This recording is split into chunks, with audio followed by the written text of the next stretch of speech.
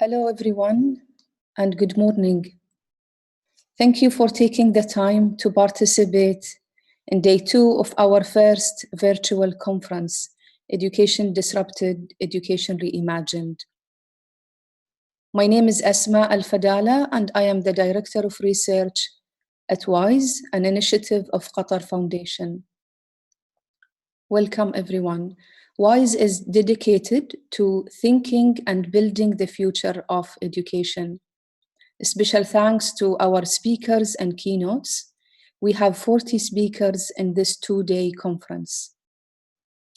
The United Nations has described the global scale and pace of education disruption due to COVID-19 as unparalleled. Across the world, over 1 billion students are out of school, with numbers increasing each day. Education officials at all levels, in addition to parents and caregivers, are attempting to keep students engaged and learning at home through a variety of ways. However, with all the fear, panic, and unknowns, new channels of innovation and creativity are also accelerating at unprecedented levels. School systems have been challenged to rethink traditional learning models and rapidly build, test, and pilot new structures to accommodate a completely different reality. So we must ask ourselves what we can learn from this to improve our systems for the future. In partnership with Salzburg Global Seminar, WISE decided to organize this conference in 5 parts to accommodate participants in different time zones. On our first day, we discussed how leaders, policymakers, and practitioners around the globe are currently responding to the COVID-19 crisis. We also discussed what are members of our community doing now in their systems to accommodate an unprecedented reality where the majority of their students are learning remotely. Yesterday, we heard from 12 countries and systems in responding to this crisis, and today we will hear more from Australia, Qatar, Hong Kong, India, and Singapore, and others. For today, we will consider the opportunities the current situation presents to accelerate system-wide innovation for the future. A few key questions for the discussion will include: in what directions should school leaders be navigating their systems to become more resilient and future-ready in the face of uncertain future? How can we learn from the experiences of others to lead and strengthen our own systems in the face of unexpected crises? Where does well-being and CL fit in all of this? How can we ensure that all students have access to quality remote learning programs? It was great to hear the discussion yesterday and see the engagement and lively conversation on social media and also on the chat section here. And we hope to see similar interactions and more about these and other important topics as we continue to confront this challenging time. I want to share 2 themes that came up in the discussion from day 1 and to encourage you to think about these more deeply. Number 1, working with teachers. And sub-questions came from the discussion: how to engage teachers in discussions to lead the rethinking around what has changed, what are the lessons learned, what can be introduced in the practice, and how can we help teachers to collaborate during and after this crisis. Another interesting theme came: what do we value most in education? In the most challenging environments, innovations emerge in dynamic ways. So what does this look like for teachers, for school leaders, students, and parents, separately as groups, and also collectively as communities? So in this discussion today, we hope to explore these ideas further and more deeply. We are fortunate enough to have a lineup of incredible speakers from around the world, from practitioners on the front line to researchers and policymakers, to lead us in these discussions. But we also hope to hear from you, our audience.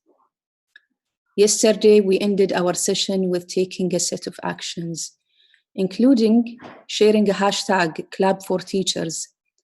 And today, a reminder for all of us to continue supporting our teachers in this crisis, not only virtually, but in reality. I'm very happy now to introduce you to Dominic, Program Director at our partner organization, Salzburg Global Seminar, who will walk you through some of the technical logistics of our discussion, the purpose of organizing this event, and how we engage our community during and after our conference. And he will share some insights from day one. Thank you all and enjoy our conference. Thank you, Dr. Asma. I'm Dominic Register. I work on education programs at Salzburg Global Seminar, and I'm also delighted to welcome you all to the second day of Education Disrupted, Education Reimagined. Salzburg Global Seminar is an independent, not-for-profit organization founded in 1947 in the aftermath of World War II and based in Salzburg in Austria. Our core mission is to challenge current and future leaders to shape a better world, which feels particularly topical and timely in the context of the current crisis, and more specifically for our conference today. I'm also, along with Dr. Asma and several of the other speakers, part of an organization called Karanga, which is a global alliance for social emotional learning and life skills. And we will hear a lot about social and emotional sessions today. And we're very grateful to all of you for giving of your time and sharing your expertise. When we first started to plan the conference, we settled on 3 key objectives.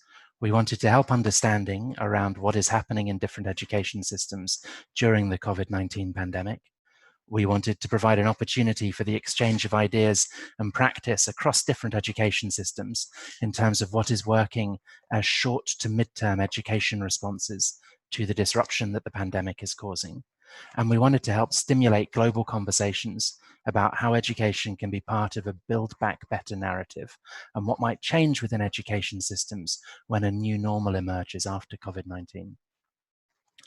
The idea was to have 2 connected themes over the 2 days of the conference, with yesterday focusing more on the short to mid-term responses from education systems around the world to the disruption that the pandemic is causing. And it felt like there were a number of themes that were particularly prominent in the discussion yesterday, particularly around social and emotional learning, working directly and supporting teachers, working directly with families, a lot of discussion around technology and equity, and a lot of discussion around supporting more vulnerable students and families. The conference is organized across 5 different sessions, 2 yesterday and 3 today. The first and last sessions on each day are the mirrors of each other, but aimed at different time zones. So this session was intended primarily for speakers and audience from Europe, Africa, the Middle East, Asia, and Australia and New Zealand. And the later session today follows the same structure, but for Europe, Africa, the Middle East, and the Americas. Although there are no doubt a few insomniacs joining different parts of it. So a particular welcome to anyone joining in the middle of their night at the moment. We're also really excited to have an extra special session today, starting at 3 o'clock Doha time, which will focus on different UN agency responses. And there'll be an opening address from Manos Antoninis, who's the director of the Global Education Monitoring Report, followed by presentations and discussions with the heads of education from UNRWA, UNHCR, and UNICEF. You'll need to register separately for that, but please feel free to join us, and it should be a really interesting session. Okay. All the different components of the 2 days of conference and the conversations that we'll help organize in the weeks that follow are designed to help meet those 3 key objectives that I just mentioned. The level of interest in the conference and the number of people who've registered has been absolutely fantastic. With the live streaming from yesterday, it looks like close to 5,000 people viewed or participated. One of the great advantages of virtual or online convening is that we can go to a much bigger scale, and we're not time bound in the way that we would be if we were all physically together for 2 days. So we see yesterday and today as very much the beginning of a whole series of different conversations that we hope will help shape, refine, and improve how education systems respond to the disruption the pandemic is causing. And then we hope will go on to help shape fairer education systems that are better designed around 21st century lives. Both Salzburg Global and WISE also see this specific event as the first of a series of similarly themed online conferences. And we're very keen to hear from everyone who's participated and work with those of you who want to help shape the focus and agenda for the future conferences in the series. So the final part of each session in the conference is designed as a community conversation where we'll be looking to leverage the collective intelligence and insight of everyone who's on the webinar to share their ideas and responses to some of the themes that have come up in the earlier discussions. Please use the chat function in Zoom to share, as many of you already are, to share where you're from, where you're physically distancing from at the moment. Use it to share research and articles that you think are pertinent to the discussion at the time that will be useful for other people to see, and specifically to post questions and comments as the conference progresses. Each of the different moderators for the different discussions has a small team of people working with them to monitor the chat, and they will try and bring in key themes when we get to the Q&A part of each section. Everyone who's joining us through Zoom can download and save the chat when they leave the conference if they want a record of the different references, and we'll also be collating that in a post-conference report. One of our mantras at all of the programs that we run in Salzburg is to be tough on the issues but kind on each other. So even if you disagree with a comment, we'd ask that you try and respect that approach. And finally, we would love for the conversation today to move beyond those of us who are joining through Zoom. So please take the conversation far and wide on social media. We're using the hashtags SGSEdu, hashtag WiseAllIn, and hashtag FutureEd. And as Dr. Asma mentioned, also hashtag #ClapForTeachers. It now gives me enormous pleasure to hand over to the CEO of WISE, Stavros Yanuka, who's going to be our moderator for the opening keynotes. So Stavros, over to you. Thank you, Dominic, and thank you, Asma, and a warm welcome from me to all of you joining us from around the world. For those of you who were with us at yesterday's opening session, today we're going to try something a little different, more akin to an episode of the Wise Words podcast, where I'm very happy to say that I will be joined in conversation by Kiran Bir-Sethi. Now, Kiran is a designer who became a teacher, a principal who grew into an education reformer, and subsequently morphed into a social entrepreneur. She is the founding principal of the celebrated Riverside School in Ahmedabad, India, established in 2001, and the founder and chairperson of Design for Change in India, an NGO established in 2009 that aims to instill within children the I Can mindset. Now, the I Can mindset can be distilled into 3 elements: equipping children to be aware of the world around them, enabling them with the skills to take action, and empowering them to design a desirable and sustainable future today. Now, the tagline of Design for Change India, which I find is so on point in the current context, is when children are prepared, the world won't need to be repaired. Kiran, welcome. It's very nice to have you with us. Thank you so much. Now, Kiran, yesterday we heard from the front lines from around the world, and it's pretty clear that we were not prepared and that there's going to be a whole lot of repairing that we're going to need to do when we come out of this. How is Riverside currently responding to COVID-19? And what are you, your principals, teachers, learners, and parents learning from this crisis? Well, I think just like everybody else, it was very sudden. And I think we were possibly not as prepared for this sudden shift in the normal that we were experiencing. But I think over 20 years, we've actually been preparing for this uncertainty. At Riverside, we've kind of cultivated a culture of prototyping. So that was kind of easy for us to kind of navigate this change.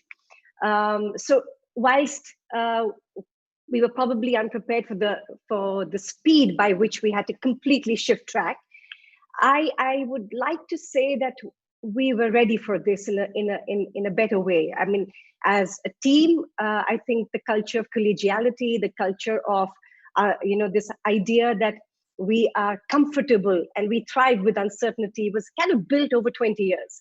So it wasn't something that we were surprised by. I think so. It allowed us to kind of lean into the change with a lot more, I would say, creativity and compassion. I think this crisis offered us that. And I believe that it gave us the opportunity to move into this idea of blended learning, or what we would say now would probably be the new hybrid learning model that we'll probably be working towards in a way that I would like to see we responded with speed, nimbleness, and the idea of refinement. We reached out to our parents, we reached out to our children, we reached out to experts, because a lot of us were not experts with the idea of online learning. We're tactile people, we love hugging people, we love kind of looking at the eyes and talking to our children. So that we're still navigating. I mean, we still like to kind of go towards a child and, and give that response into the eyes and feel that immediate kind of social interaction. So, but otherwise, other than that, I think the idea of design thinking, and I keep attributing that the way we've responded to design thinking, the idea of who and not what served us really well. So I would like to say that we're still learning. I think we'll be a work in progress for another year, but I'm happy to say that we were prepared for this. Are there some practical examples you can share with us, Kiran, about some of the things that you're doing differently because of the situation that we find ourselves in at the moment? Well, I think it challenged a lot of our assumptions. I think that is what it did more than anything else. It gave us the humility to understand that whilst we might think our program was robust and it offered so many other ways to deal with social emotional learning, the spiritual and cognitive and all of that, we needed to keep going back to the drawing board for the first week. Because I think the assumptions that, we've got such a fantastic program, everybody must be so happy with it, it's super exciting, parents should really fly into this program. Well, we really got a reality check right in. And I think what we were, like I keep saying, as a team, we were not resistant to refinement. We realized it was a little frustrating, but we went back and kept saying, okay, we didn't account for the fact that device sharing would be an issue, or that everybody is at home at the same time. And bandwidth is an issue. And coming from a place like India, we struggle with a lot of those. Plus, we had a real wonderful inclusive profile of children that we had to consider as well. We had children who were underserved communities, so we had to make sure, was it equally meaningful and purposeful for children across the board. So I think we went back, we recognized that for the younger children, the student is not your stakeholder, it's the parent. And through the parent, you reach the child. So if there's less friction in the program for the parent, then it's more likely to be fun for the child. So flexibility became the glue by which we were designing the younger years. So we had to factor in flexibility as a key ingredient to ensure there was less friction and more fun. So that was something we had to go back to the drawing board. For the middle years, it was very interesting because a lot of the children were demanding, we wanted to sign on. They had this keen desire to appear very, proficient and professional, and we were online, and it gave them an additional sense of agency, which is wonderful to see. And of course, with our older years, I think it gave us the opportunity to to understand and frame the context in the situation we were with. We put a theme of we the people of India. We lent into our constitution and a grand vision of how can we look back on this time and ask ourselves, did we do good? Did we do well? And so we crafted this encompassing theme and started framing our work to ensure that our children felt that the choices they were taking were choices that were responsible and as also part of the larger good. So I think these were some of the considerations we took. Yeah, no, that's incredibly interesting, and what I know of your work and what happens at the Riverside School, and indeed what the aspiration is for Design for Change, is that you want to prepare children for moments just like this where the future is very, very uncertain. Do you want to share with us a little, what are the core elements of that approach, and again, how have you seen it play out in the current context? Well, the elements were distilled actually from a much larger philosophical purpose of Riverside. I keep saying we are human by chance, but we become humane by choice that we take. And the E that crafts humanity and the humaneness is really the idea of empathy. The first E is empathy. The second E is ethics. Then the third E is excellence. The fourth E is elevation. And the fifth E is evolution. So if you look at the choices we make, and these are universal principles, they're independent of geography and politics and language, right? But if we had to now take these grand principles and distill it into actionable ideas, we crafted this framework that children can use. And that was feel, imagine, do, share. Feel crafted the idea of empathy, the idea to understand the user rather than jump to solving a problem. Because most often than not, education teaches you to do project learning, which is supposed to solve something, but we quite don't know why and who is it serving. So the feel and imagine, which were the first two steps that we put before the do and the share, was really that. Ask the who and the why before the what and the how. So empathy becomes a starting point with this framework. And then comes ethics, the idea of imagining. But even though imagination is powerful, it should be responsible imagination. So the idea of ethics was something very important. And then the action point, the do, right? The idea of grit, the idea of resilience, the idea that you have to refine and redo and undo. And then finally, the idea of elevation, share, tell a story to inspire others. So feel, imagine, do, share is today being used in over 72 countries. We've reached over, I think, 25 million children across the world. And we see that no matter where you go, if you just listen to children, and that's the one piece I feel Design for Change has actually very intentionally brought to this relationship between teachers and children or learning, is the act of listening. Because very often teachers tend to tell children and instruct children a lot about what to change and what to do. So we often have a mindset of the adult concerns. But suddenly when we started listening to children, they were completely different, very personal, very simple. Oh, my school bag is heavy, or nobody's sitting with me when I'm sitting for a cup of tea. Or my grandfather nobody's there to give him medicines when he's alone.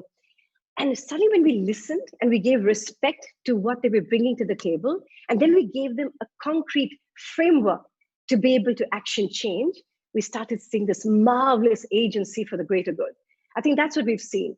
We've become storytellers. We've collected all of these stories. And today at this time, we're sending it back to the kids, so saying, don't worry, whilst you needed to kind of go out maybe into the community and do this, you can do it right within. So we've started, one of our partners in the US has started this marvelous program called Do Good From Home. So we've got that. We've got another partner in Singapore who started this lovely conversations across borders to just listen to children and saying, what's happening? What are you bothered with? So I think at the moment, we're still using the FIDS framework and saying, it starts from within, it starts from with you. So use the FIDS at home and then use it outside. So I think that inspiration piece is critical at this moment for our children. They have to feel optimistic. They have to believe that there is, that light. And I think that optimism is what Design for Change gives our children right now. No, that's again fascinating. And before I I go on to the next set of questions, I am hoping to leave some time at the end to get a few questions from participants. So I want to encourage attendees, if you do have some questions, just post them on the chat, and I will try and put them across to Kiran in a couple of minutes.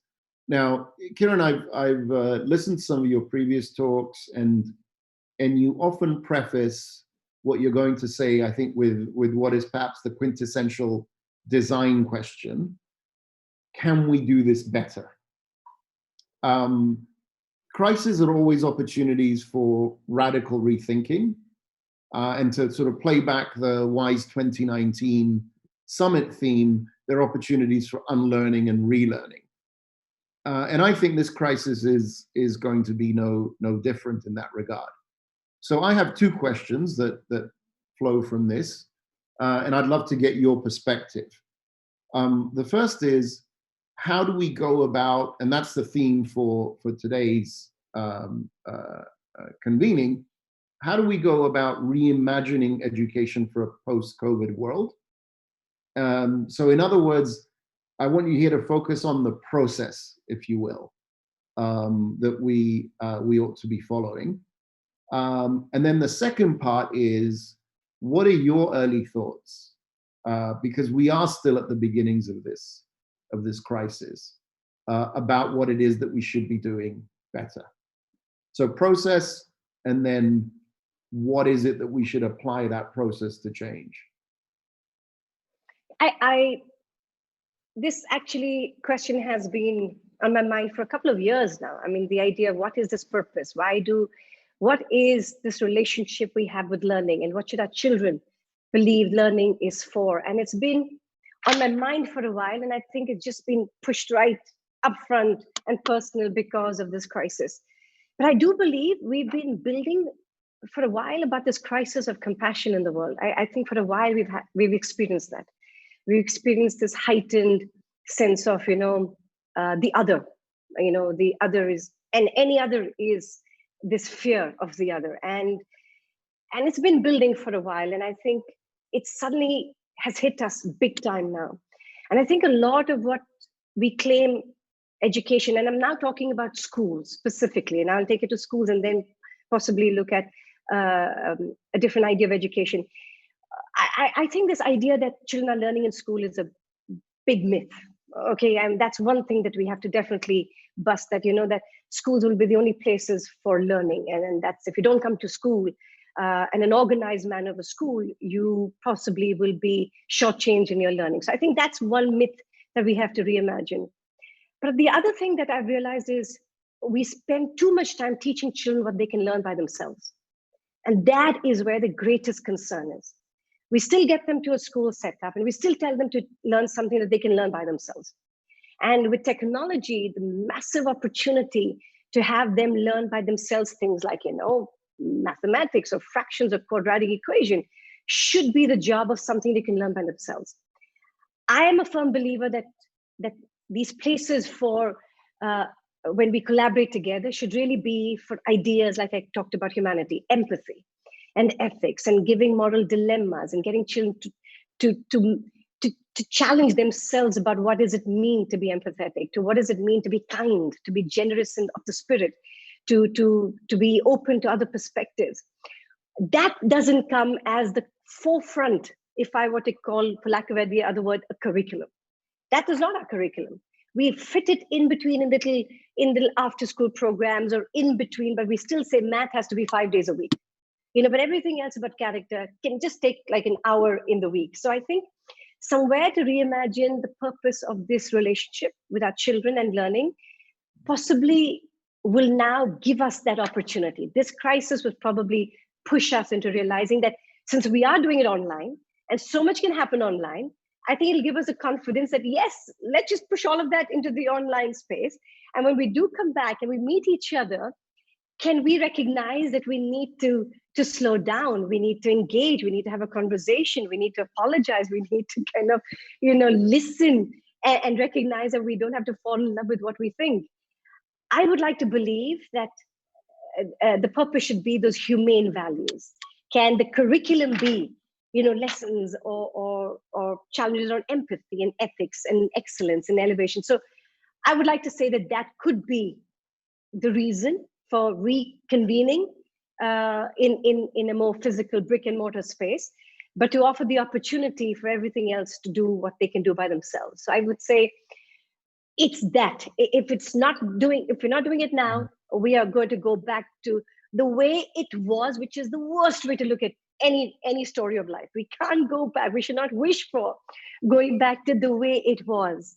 And I think to move forward and lean into the idea of humanity as one large, massive, beautiful 7 pieces of a jigsaw puzzle on the planet, which all come together, I think that could be really, really timely, and it would be wonderful to reimagine for that. So I think that's the opportunity I'm most excited by to look at.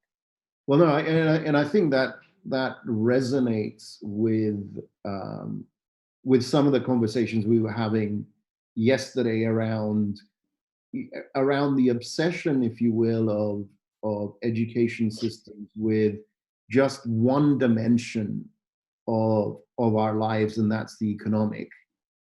And that this is perhaps an opportunity to pause, reflect, and look, are we doing enough, to sort of educate the inner person, if you will? And are we doing enough to educate us about how to coexist, not just with one another, but with other species, and indeed with the broader ecosystem? And I think I hear echoes of that in what you're saying, Kiran. If I turn now just to a couple of the questions that are coming into the thick and fast on the chat. There's one here from Shruti Sharma, and she's asking, how can parents at home adopt the design for change approach with their children? Oh, very easily. Just go on to the dfcworld.com. Everything is open source. Everything is free. It's in 17 languages. So feel free to get inspired. A key thing I keep telling parents is just on a day, it's like this daily inspiration. It's that moment that you can take any story from the playlist that we have, just show it. It's like it's also been designed as 2-minute little inspiration. You just plant the seed. And I love the metaphor, planting a seed in a soil that is ready for learning. So you plant the seed of inspiration and just ask the child a simple question.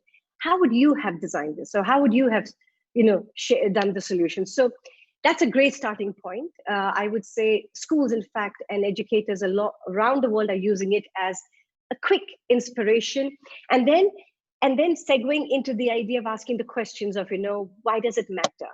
What do you think makes it important? Why did the children choose this? So many prompts that are deeper in the way they will address that, but use it. It's all available. It's all open source, and we shall be delighted if you share it with us. So please feel free to abundantly and shamelessly share the stories. That's my biggest mantra in life. Yeah, and presumably one can also do this if you don't have access to the internet. You can sort of pick everyday situations and objects or ideas and ask that question. I would just say gratitude is a massive starting point. What are you grateful for? Who would you like to say thank you to?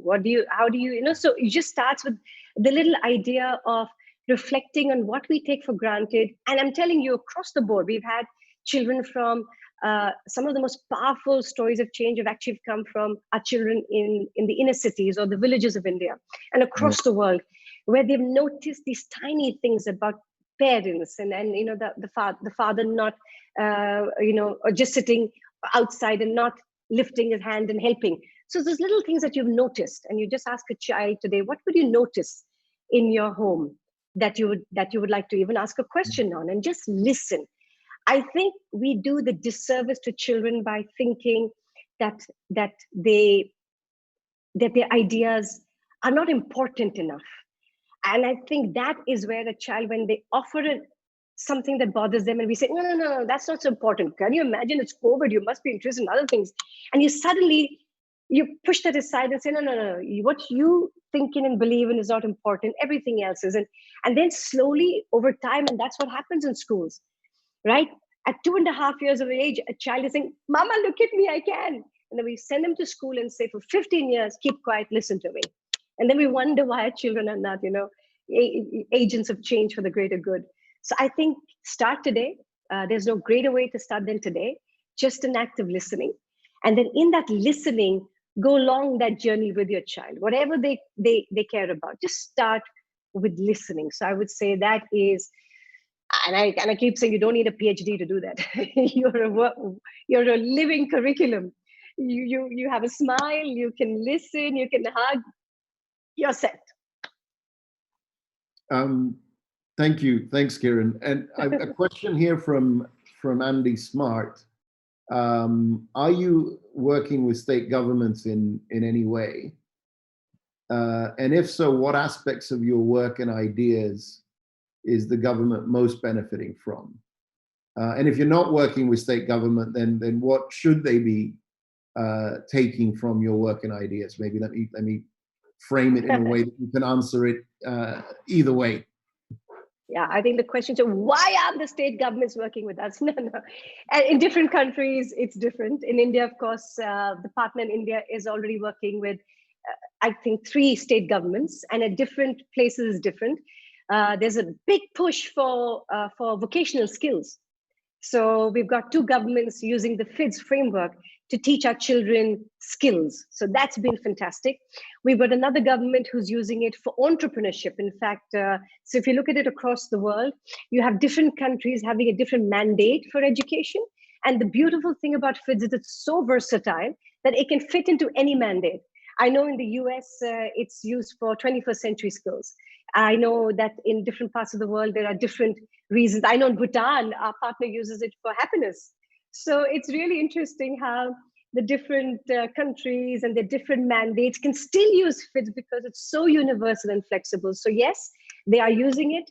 A lot of the state governments are requiring partners to train teachers on FIDS. So that's a lot of the work that they're doing and making sure that the teachers are trained in the idea of FIDS so that they can then roll it out in their schools. So yes, teacher training is a big one. Yeah. There's a question here from Payman Bolori, which I'm going to try and reframe a little, because I think if he says that if we allow online education to take hold, wouldn't super teachers be the only educators continuously allowed to teach everyone? What is the point of developing new teachers? But I think maybe a better way to address this is to ask, okay, if we go down the route that you're suggesting, Kiran, what does this imply for teachers and how we train them and what we expect from them, both in the classroom but also in remote settings such as the one that we're experiencing at the moment? I think he makes a very good point, but just to kind of respond to that, it's already there. I mean, if you're looking at the spaces and the online, it's filled with the opportunities of free courses, or universities are giving the master classes open and all of that. But I think at the heart of it, and this is not only what the research suggests, but evolutionary, we are social beings and we need that connection. And I think the expertise now of that relationship when they come to you would be a very different set of expertise that you need. No longer will be the idea that a PhD in, say, chemistry would be the only reason you can become a teacher, but the idea that facilitative tool to coach, to listen, it's massively difficult. It's really incredibly difficult because as a human species, we love putting our idea out there and having it available. So I think what the new expertise and skills teachers would need, and whatever we call them, again, teachers, facilitators, that's just just semantics and nomenclature. But to have a safe space where children can have a conversation. I remember, and I'll tell you why I say this. I remember I went to school in India, 15 years, and I can't for the life of me remember what I learned in that school. Okay, I must have learned something. I graduated. And then I went to my design college. And I remember so lucidly that first moment of learning that I experienced. It was in the lawns of my design college. And there was this design faculty of ours. And he just sat down with us with a cup of tea. And he looked at us and he was interested in us. And I have never had, for the first 16 years of my life, anybody be interested in me for who I was, not for me being smart or whatever. It was just me. And I can't remember I still remember, how wonderful it felt. And I said, I'm here, I'm on this planet and I matter. It was outstanding. Of course, subsequently, we did the other time. So I'm not saying it's either or. I'm not saying, okay, online will only take care of that. I'm saying it's a both and. But I'm thinking that the primary reason we will be in that space together would be for this more than the quadratic equation. And my math teacher will kill me because I keep using this as an example. I said, Amit, quadratic equations can be taught on Khan Academy. You don't know, but the way he brings the magic and the relevance and the purpose and that fun, I want to spend more time doing that, because that's what I remember so distinctly being that moment when I woke up and say, I matter. And I think finally we're here for that purpose, and that can happen independent of technology. I keep saying that it's not a resource heavy idea to listen. It's not a resource heavy idea to say, I only need these technological, I would say, props to be able to do what I do well. And I have seen tremendous teachers under a tree working in a little village doing some remarkable stuff. So I think it's those conversations, it's that I believe would be the primary training that we as teachers would need. Thank you, Kiran. There are so many questions coming in, but unfortunately we've come up to the allotted time. I think what we can try and do perhaps is put these together, and then Kiran, I'd love to invite you onto the podcast actually, and maybe we can have a follow-up conversation where we're not time bound, and we can address these. My key takeaway from our conversation really is that coming out of this crisis, I think there's an opportunity for us to migrate learning that can happen most effectively in a distributed, whether it's online or offline fashion. We should migrate that to outside the classroom, some form of self-learning or perhaps guided learning that children can take their time to get to grips with quadratic equations, because they are important. But really, we should be using that time in the classroom for a much deeper exploration. And here again, I'm going to shamelessly borrow from the WISE 2019 Summit theme, a much deeper exploration of what it means to be human. And so with that, Kiran, I really want to thank you. You've been incredibly energetic and invigorating. A nice sort of juxtaposition to my more kind of placid and stoic demeanor. But I hope everyone's enjoyed the conversation. I think we're off to a great start. Dominic and Asma, back to you. Thank you, everybody. And even though we are physically distant, I'm giving you a big virtual hug. Bye. Thanks, Kiran. Stavros, Kiran, thank you very much indeed. That was a fantastic opening to the second day of the conference. So much to think about. And thank you, everyone, for questions and comments in the Zoom chat and on Twitter. It now gives me great pleasure to introduce the next session, which is going to be led by Julia Kirby, the Research and Content Dissemination Manager for WISE. And Julia is going to take us through a series of short presentations from some really interesting thinkers and thought leaders. Julia. Thank you so much, Dominic, and a big thank you to Kieran and Stavros as well. It was such an insightful and inspiring conversation, and I think a lot of the themes about student agency and making learning human again, of course, came out of yesterday, but are now so important for today's discussion when we talk about reimagining what education can look like, not only after this crisis, but in the future.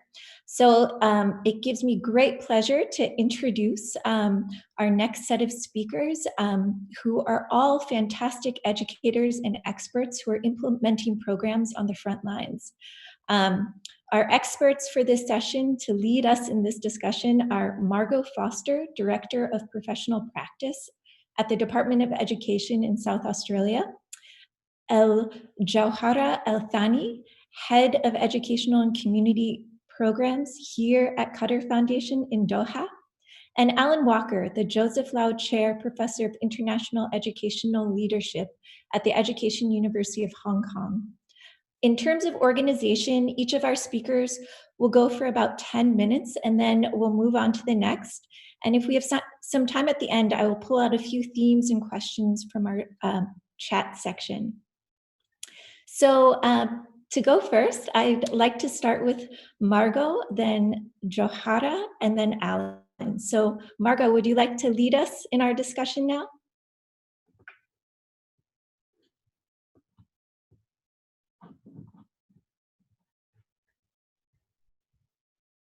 Margot, are you there?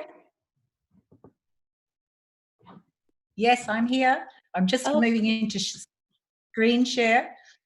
Oh, fantastic. Welcome. Hello, welcome everyone. I too, Stavros, would just like to continue talking with Kieran. That was fabulous. Are we in screen share mode? I'll just get this up and going. I don't see it yet, but let us know if you need assistance. I'll just try that one again.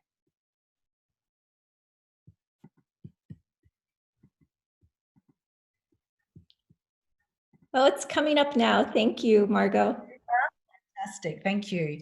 So what I was asked to do today is to build on so many connections from what Kieran was talking about listening to children and learners and less of teacher voice and more of students and so on. So my piece today is really to a brief, quick look at some of the work that we've done in South Australia about developing student agency and learning. And I'm really going to go to a couple of really tiny micro examples actually of a teaching strategy and a group of schools. But I wanted to start obviously with the what we value in this work, and I wanted to start with Alicia, who's one of our student learning ambassadors in South Australia, and just to, I guess, listen to her in terms of hearing the learning mindset, the powerful learner mindset that we were really keen to develop through this work here. But when you make a mistake, you can't get all upset about it. It's just a step in life. Well, I kept trying and I got quite a lot of feedback, and I was persistent, and I just remembered the reality was not to go in a straight line. It was actually to go round in circles and try your best. And so Alicia was one of our young first leaders, and one of her roles was to actually learn about the role of feedback and learning and to support others in her school with that work. So what we did was, in South Australia, we were very lucky to have a program that went for a decade where we were actually learning about learning together. And so as educators, we were connecting with lots of thinkers around the world. And what came out of that work, long story short, was essentially a state position about pedagogy and how we engage our learners and how we develop learning cultures and communities. And I always think of this work, it actually emerged from the voices of the teachers who were involved in the Learning to Learn program. And I think of this work as being in many ways outing the hidden curriculum, bringing it to the fore. Many of the things that Kieran was talking about in terms of the things that are really important but are often made invisible through the curriculum. the work that we call this our Pedagogic Compass, and really it's about these big ideas about, as a teacher, being an ongoing learner. For effective teaching to occur, we need to be experiencing the same processes and engaging in that productive struggle and the same sorts of things that we're asking our kids to do. But really those three big ideas, they're about, you need to feel safe and to feel powerful and to share power with learners, to be able to engage in deep thinking and to feel that it's okay to not know something. We were really strong about wanting to develop our kids as expert learners, not just to know stuff from the curriculum, and that the key methodology was around personalising and connecting it. Once this position had been developed in our state, what we wanted to do was have a look at how is it panning out in our classrooms, what's going on for our learners in classrooms. And so we had, very fortunately, we secured some funding for research and looking at the relationship between teacher pedagogy, student engagement and achievement, but achievement in its broadest sense. So we were looking at learner mindset, disposition, citizenry skills, soft skills, I guess people would say, but we were really interested in what was going on and drilling down into that, into our classes across the state. And one of the things that we did, I was really heartened to hear you talking so much, Kieran, about listening to students. One of the really big things that came out of this work was, as a sort of a first reference point, always now saying, what are our kids telling us? What do we need to hear from them, and how can they help us move forward? And these three big ideas, they just screamed out of the research and the messages from the children. They were saying, and these were kids from reception, aged 5 years through to age 18 years. And the children were saying to us, we want to be more challenged. We actually really want more intellectual stimulation and more, the other two you can see really strongly, about collaboration and time to talk with peers, and also time to think and ask questions. So the students themselves were giving us very strong leads about where to move. And I think what I wanted to do was just to say one important piece that came out of this work was trying to think about why are so many of our children in South Australia saying this to us? Why is this experience of learning so common? What was the prevailing sort of paradigm of teaching and learning that we really, I don't think we're that aware of. I think we were good at talking the talk, but possibly not as strong at walking that with our children in the classrooms, because we did find that there was a very strong mutually reinforcing relationship going on that was very unconscious, very unintentional, of teachers rescuing kids from thinking and, in fact, wanting kids to have fun and to enjoy the relationships, but at the same time then removing them from any of the productive experiences of failure and becoming comfortable with not knowing and uncertainty and so on. So we had this sort of interplay going on between a disposition of teachers and then actually resulting in sort of low efficacy and resilience of our learners. So it was a really interesting thing, and what we then wanted to do as a system was to think about how do we disrupt this pattern, because this pattern is actually at the crux of us moving forward.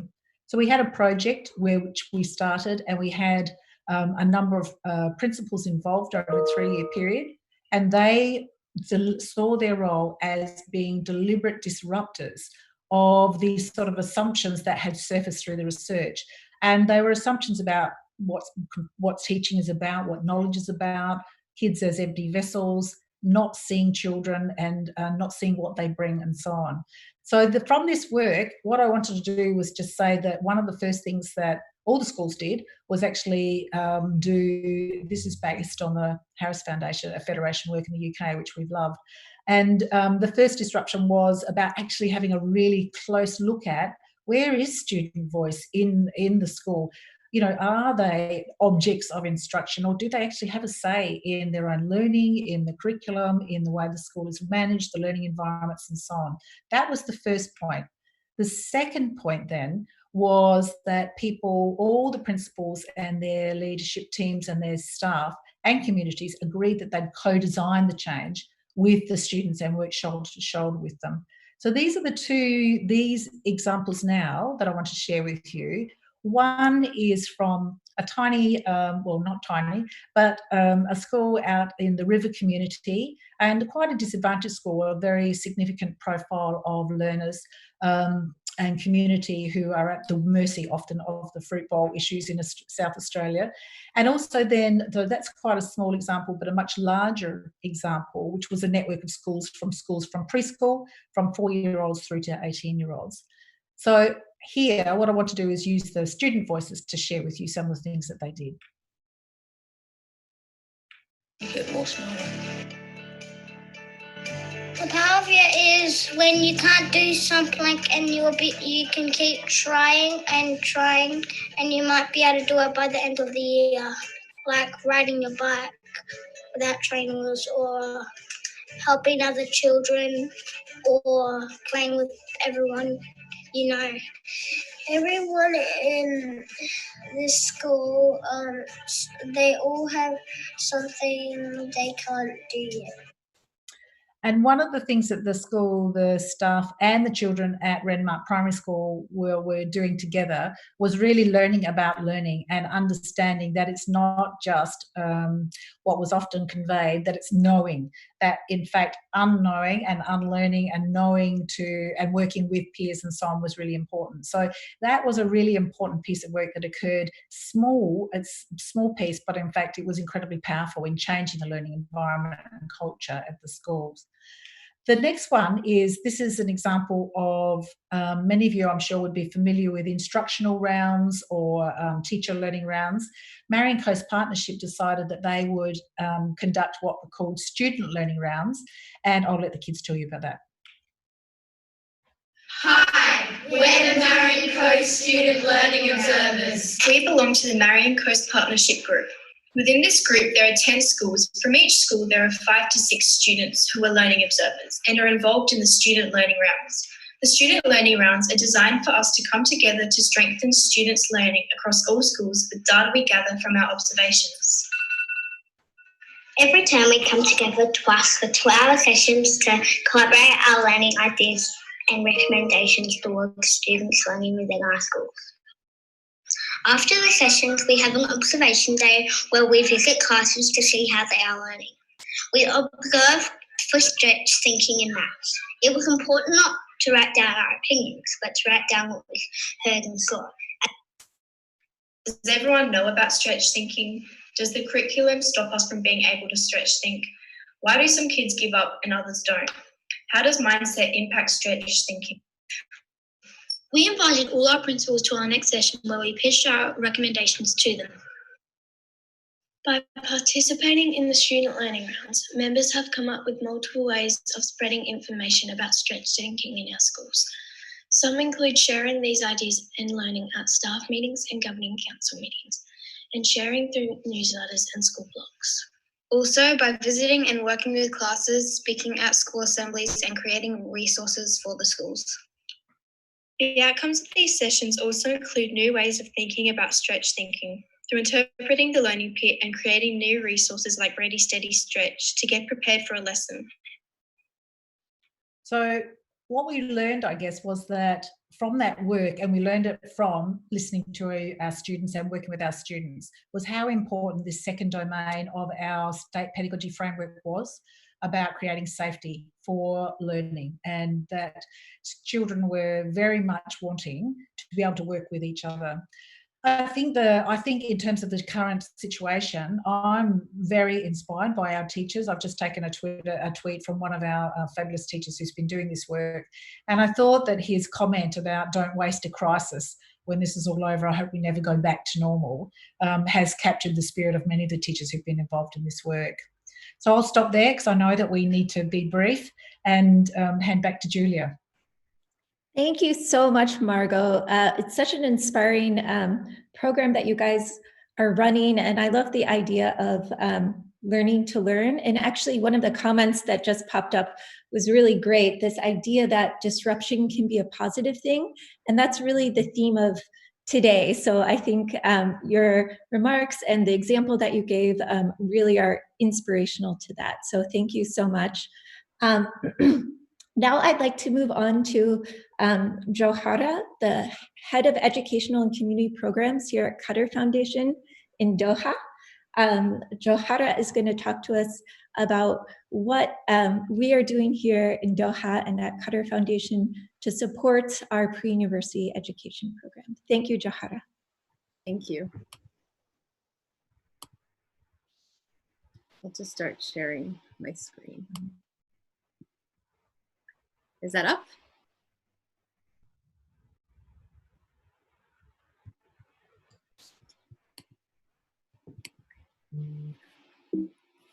Okay. So thank you. My focus is going to be a little bit on our community and rethinking the idea of the connections that we have as people, especially right now when we're also deprived of that human connection. And I thought I would title it "No School is an Island," because too often we think that schools and education systems can be easily packaged and transplanted into new areas without really a thought of how we ground them into the environment that they're in. And what happens when a global crisis happens is that people can't easily migrate or move to a new area that's unaffected. And this is a global pandemic, which is what pandemic means. But what it means is that people can't move away from an area of crisis to another. So when communities all around the world are affected, what have we done to make sure that what we're doing, no matter where we are in the world, is really rooted into the context that it's in? And so for me, this is thinking about what we can learn from learning remotely. It's really an opportunity to self-reflect and think about all the things that we do accidentally. So that's the idea, is what are our schools doing accidentally or not doing at all? So when we move away from the traditional classroom and we move away from that frame of the school, what are the things that our students and teachers, what exchanges do they have? What does that look like when it's not framed by the conventional school? And we have to think about what we amplify and what falls by the wayside. So all those, the curriculum reporting and all those, long forms and everything that we have people fill in constantly, are those the things that are important? Or what are the things that we'll miss out when we move away from this?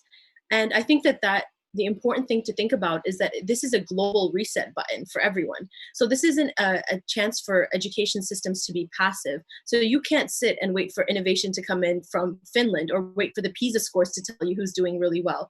What happens when the whole world has to hold up the responsibility of innovation and thinking about what we can do better and what we can do differently? Because we can't wait for someone else to do it for us. We have to serve our community, and we have to think about the needs of our community right now. And I think that this has put a lot of schools and systems in the hot seat and forced them to think about, really hold them accountable for how they interact with their community. And so my idea is to think about what is the hidden curriculum and the social emotional learning, all the things that happen accidentally in our school that we don't really account for. What happens to them when we migrate away from the school building? What are the values? What are the ideas? What are the things that we've embedded within our learners, within our staff, and then within our wider community? What have our expectations been of them? And how have they changed? Or how have we been able to see if we've managed to embed our beliefs, our value systems, our school's ethos into those individuals? So even simple things like policy. So everyone should know the school policies, right? But usually they're not live documents. They're not really things that people live with, that they embody. So when you have teachers operating in isolation and students operating in isolation, do they understand and embody and take in those beliefs that we hope to impart? Or have we moved away from them? Or have they fallen away to things like assessment or curriculum? Or those are the things that people have been most worried about, is how are we going to get tests done? How are we going to get exams sent in? And that human element of education is really a very important factor that is not as easy to measure. It's not as quantifiable, and it's not as simple. So it's really hard to tell what you're doing well when you're thinking about something like this. It's not a quantifiable thing. It's not, I got a 93 on my exam. It's not, I got a 7 in my IB. These things that make people really uncomfortable. And I think that what we saw with a lot of cancellation of final exams is students asking themselves, what does this mean for me? Like, how do I place a value on myself if I don't have those end of year grades or that certificate or whatever that's quantified, that society has told me is the most important part of my educational experience, is that end of year, that number that I'm going to see or that letter I'm going to see. And when you pull that, it's really, you pulled the rug out from under a lot of students that thought that this is the most important thing that you're walking away with. And when you've canceled that, you've really given us a chance to think about, is that what we want our students to believe? That the most important thing out of their 18 years of school experience is a letter or a number or some sort of word that will determine their self-worth and their value and what they're able to contribute to their societies.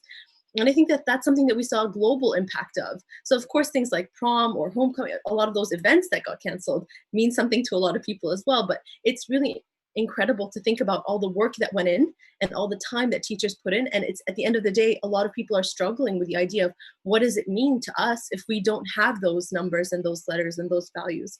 So the hidden curriculum is those unintended, unplanned, and unmeasured transmissions of values, norms, beliefs that shape our school culture and our experience.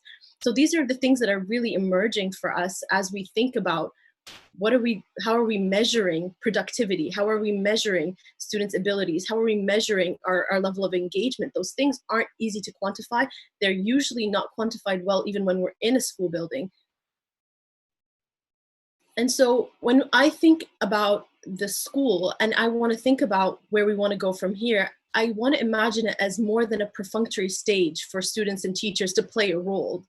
The students walking in, it really neutralizes a lot of who they are. And the teachers walking in, it neutralizes a lot of who they are because they fall into a very traditional role or traditional assumption of what those things were. And a lot of us have a lot of baggage that we walk in with that isn't visible. So it's not engaged with meaningfully. And so we don't know who our students are who are at risk. We don't know what the pressures are on our individuals. And now when we've sent them back to their home environments, we have to think about those things. So when we think about the school building, when we have that privilege and that ability to go back to a school building, how can we make it a space for a richer human exchange? And how do we build intentionality into what we've been doing accidentally? So that's what I think about when I think about the hidden curriculum. How do we walk away with this, not saying like, oh great, we get to do IB exams next year, or we get to do our final exams. How do we get to do all those things that we've now realized we've really missed, or we haven't been doing well, or we've transmitted a lot of beliefs to our students in our community about what is of value? How do we reframe that?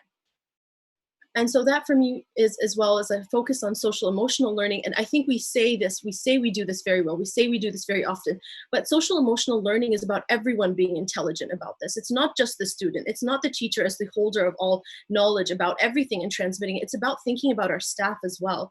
How do we make sure our staff feel that they have access to the support that they need, that they also can express themselves in a positive and productive way, because we really have to model that behavior for everyone. And that means also going back to the idea of confronting our bias and having complex conversations, which are often uncomfortable. And that means, again, the first point is we have to think about when we transplant people into new communities, what are we doing to make sure that they understand and know how to navigate those communities in productive, meaningful ways. And so just one of the final things is that the idea on community is that when we're in a crisis, it disrupts a lot of access that we have to those social emotional supports. And a lot of times it's accidental. It's that someone says hello to you in the morning when you're living alone, and maybe you're a teacher and you're working abroad and you're there alone without your family. And that is the human connection that you have. And or for students who access things around mental health and services or well-being that they may not have access to in their community, crisis can disrupt their access to that. So when we think about the things that we make assumptions about, so the assumptions about things like that as well as access to technology, as well as their ability to be productive in the home, and that's for student and staff, the assumptions that we make can have a really negative impact and create a lot of pressure on our systems. And we need to think about what will look like coming out on the other side of this. Will our community members want to come back to us? Are we a space that they feel was safe and inviting and welcoming to them to come back to? Or did it really challenge their ability to be part of a new community or a different community? Or did it push them to want to go, maybe back or find a place where they feel more supported and safe? And so that is one of the huge things that we have to think about, is that human loss, that human element, right? We want to make sure that the people that are part of our systems are cared for. And this will really show us if we've done that well. And that for the last point there is just that a school that understands its community is more agile in its ability to function in an equitable way. But if we don't know who our community is, if all we focus on is just delivery of curriculum, anyone can do that. An email in the morning can deliver your curriculum. You don't need that human connection to do that. So we need to think about what we do beyond this.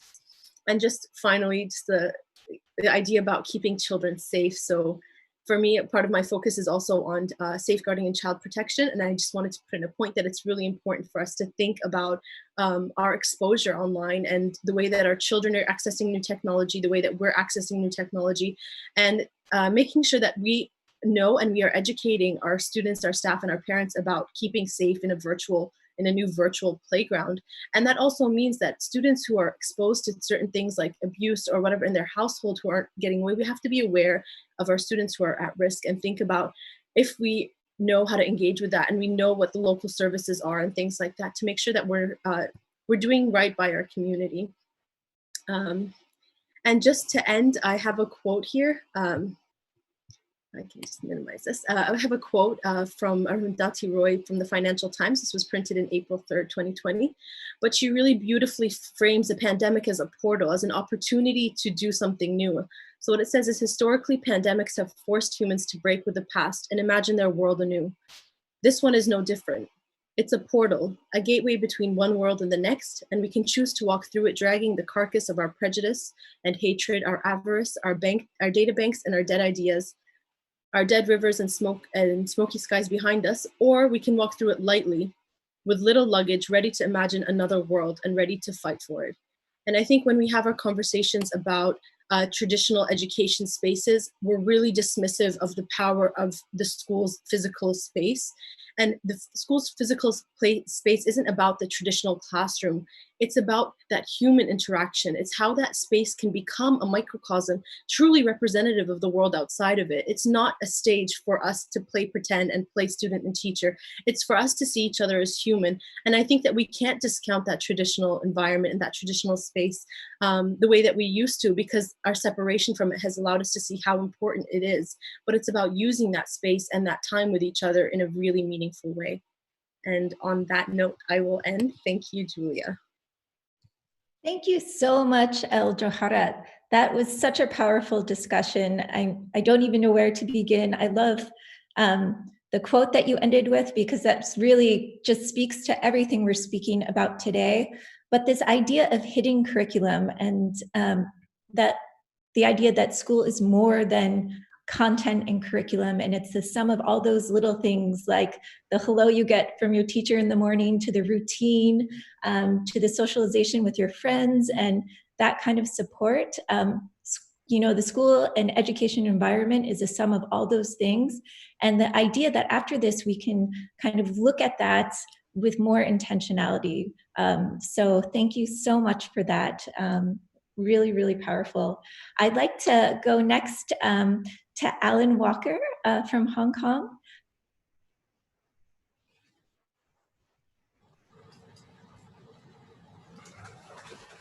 Welcome, Alan. Thank you very much, and I've very much enjoyed the previous two talks, stimulating and inspiring. What I'd like to try to do today, Julia, in the time is to try and give a few of the responses and the lessons that we've learned in terms of leadership through leading through this crisis. I work in a teacher training university. We're predominantly there about producing students for schools, and these are some of the challenges that we faced and what the leaders, the density of leaders that we have around, have tried to do with it. So I'll structure it a little bit like this. I'll give you the context very briefly of where we're all working, some of the ways that we've responded, predominantly institutionally, but also in terms of different leaders in different places. Then I think importantly, some of the tensions that we've had to try and balance. Now, you know, tensions you don't solve, you don't figure out. The tensions are things that we continue to face, but these are the things that allow both the pain and the excitement of what we have when we're going through this sort of thing. Then some of the leader forms, or the types of leaders, I guess, that we saw pop in and out as we went through these different crises, what the more successful leaders tried to do, then just one or two questions. So if that's okay, we'll do that. Now, our context is a little different. We're actually what I call a double-ended crisis. For 6 or 7 months last year, we actually had what we politely call a social movement going on Hong Kong. That went until about January, when they managed to get it under control. We had calm for probably about a month up to Chinese New Year, and then the virus hit. So in both the first and the second crisis, our universities were closed, our schools were closed. In some cases, our cities were closed down in terms of transport. So there was just massive unsettlement and massive reduction. So one thing I'm going to ask myself, we won't necessarily do it today, and that is, did we actually learn from our first crisis? And what did we learn? And did we use that to apply to our second crisis in terms of the pedagogies we provided our students, the care we gave them, etc.? And I think the jury's probably still out on that one. Okay, in terms of our responding, the first thing that we worked at was basically institutional protection. And the first thing we did is to provide care, particularly for our students, but for all our staff. Try and have a look at our messaging structures that we used before, and we looked between different people, flexibility and support. We started out firstly trying to work predominantly on minds and in the heads, because when these crises come along, we found both amongst our students and our staff here, is that it dragged a lot of people down. And I know there's been a lot of talk about that. So we tried to work on the minds and the heads, both in terms of people feeling okay, but also in terms of them actually being able to keep the work going. And I'll come to that in the tension in a moment. We identified disadvantage.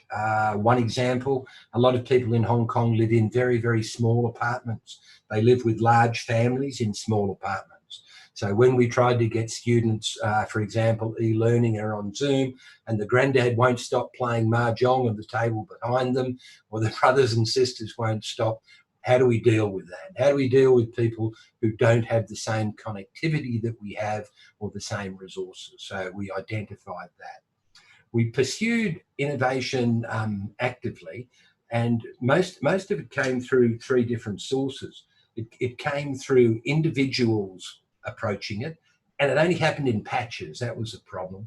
A lot of the things that we did came through complaint. We found that complaint, which is something we usually avoid, was one of the richest sources of new ideas and innovation that came through, because we had to deal with them.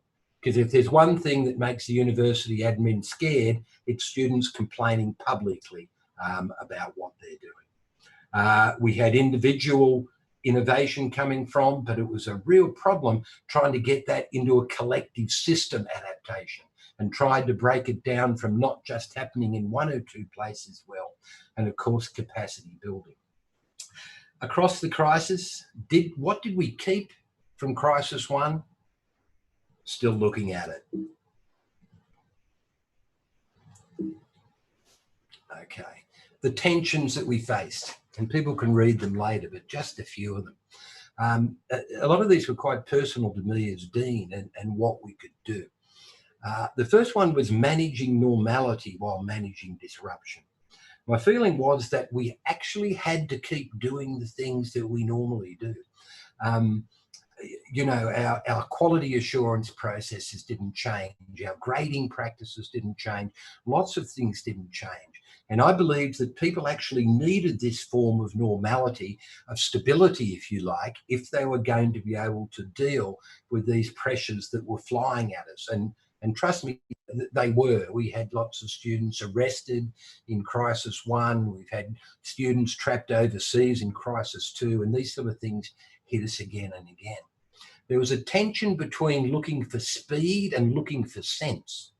A lot of people just wanted to go straight away, bullet a gate, and start doing things. But we had to try and make sure that these were sensible, that these were sense things that we were doing, and not just speedy, so we had to keep throwing them out. In terms of us looking for innovation, that was good, but it challenged us about how we could keep consistency amongst what our students were getting.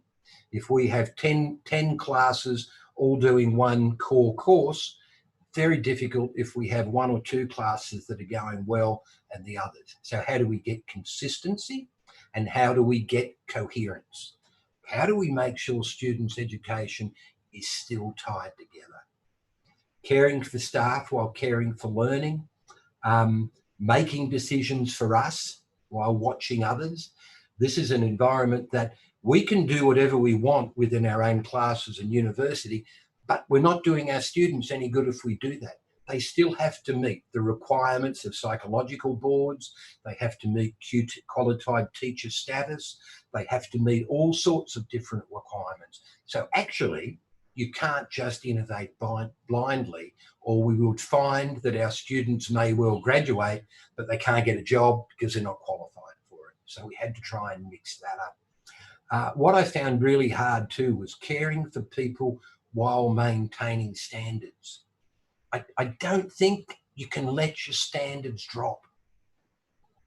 A lot of people went that way and said, well, look, this is an emergency. We can't do things properly, so let's not do that to that level. I'm not talking about numbers or quality. I'm talking about the quality of what we do. And so we had to work really hard to, and against a lot of blowback from staff, not from students who were looking the other way at it, about maintaining the standards. And finally, in leadership tension, it's pretty hard to act like you're in control when you actually don't have any at all. But you sort of had to pretend some of the times, if you know what I mean. What we saw, and I'm talking about a whole density of leadership in an organisation here, we saw different forms of leadership emerge. Neither of these, except the first two, were particularly troublesome, but they weren't complete. So I'm not saying that there's any one of these that is actually, the only way to go, although I do have a preference. The first form of leader we had were the deniers. Nothing's happening, it's not going on, it'll go away, just forget about it, just keep going. Didn't work really well for a long time. Then we had the freezers or the disappearers. A number of people, they just froze and they weren't going to be able to do anything. Other people, I haven't seen them for 3 months. They just disappeared. And if they didn't, formally disappear, they certainly disappeared in their head. We had the speedsters, do it now, do it yesterday. Didn't always work. We had the perfectionists, and believe it or not, this was a problem too, because in a crisis, you can't aim for perfection. You can aim for standard and quality, but not perfection, because you can never reach perfection because everything shifts. We had those that were very focused, but they were focused on the short term. We had the foreseers who tried to look ahead to what it would be and how to react. And then we moved on. We had the visionaries. And I think we finished with the pragmatic visionary that didn't just look ahead, but they looked ahead to a better place, but they were pragmatic about what they would do to achieve that better vision, such as people were talking about earlier. What tended to be a little bit more successful, and these won't surprise you, if you think about good leadership almost at any time, what good leaders do help people build a stability platform upon which they can build adaptation, upon which they can feel safe to implement. One of the key values of our faculty, we call it simple, sensible, safe. And that's how we try and work it as we go through. The better leaders had a very strong values platform. They didn't have the facts, so their values drove what they do. It's the same as we know between novice and expert leaders in schools. Expert leaders are those that even when they get into the swamp, even when they get into the dark, still have a basis upon which to act. So we had a values platform. We set simple rules for people to try and follow that just guided them, and prioritization. We cared as much as we could. We tried to look for what worked, not necessarily the best answers. We tried to guide others' sense-making, and this was incredibly important. People don't know how to make sense of situations like this. They don't know how to help their students make sense of the new approach to learning. They don't know that. So a big part of a leader's job is trying to help people understand, to make sense and bring it together. And like leadership at any time, those who maintained a bit of humility, because you don't know any more than anyone else. You have to have energy, you have to have hope, and you've got to have a different toughness. And if I jump back up to the one at point 5, you had to stay ahead as the leader, but you knew your ideas and your solutions. You were just one of many. And that was something you had to balance as well. So a few questions as we wind it out, and I'll just do this in a minute, is we didn't ask these questions after Crisis 1. And what we're going to do when and if this one goes, we are going to ask these intentionally, institutionally, and privately. From before, what will we need to rebuild? What do we want to rebuild? What will we lock back in? What will we reboot? And what will we reboot? Boot, of course, means what will we put out the door? From during the crisis, what will we keep? What will we forget? What will we write in stone? And the ideas we had from our early speakers. What will our new immoverables be? Where will our line be in the sand? We don't want to just go back. We want to go forward in a visionary. What might our new rules be? How will we reconnect relationships? Because it's not the same with 30 individuals on a screen as a collectivity that we connect with. How will we do that? Where will we position technology? And one that I really, really love to think of is, what's the first thing that I'm going to do when we get back on track again? Thank you. I'll finish it up.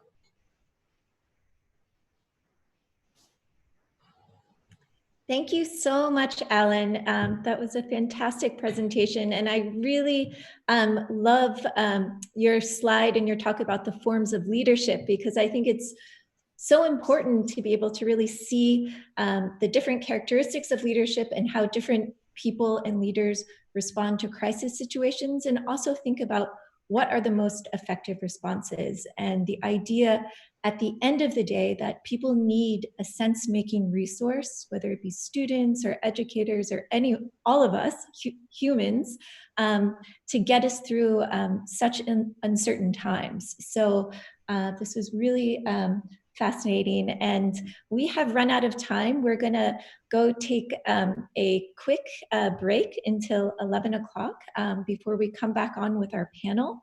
But I just want to thank all of our speakers, Margot, El Johara, and Alan, for the amazing presentations and discussions. And we will have a community conversation at the end of the next session. So if you have questions for our speakers, please put them in the chat or raise your hand, and then we can answer them and look at some of those themes. We'll bring those out during our community conversation. So again, thank you everyone, and we will see you back here at 11.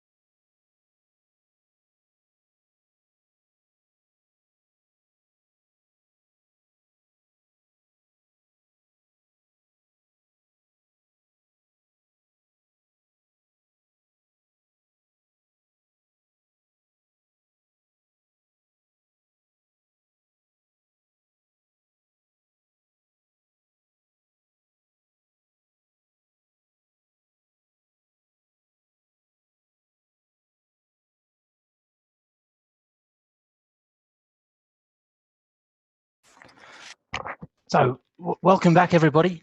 I hope you had a good break. I hope you had time to get a coffee or a glass of water or some tea and have a stretch and a walk around. It's always difficult at the moment when we're all spending so much more time in front of computer screens than we might normally.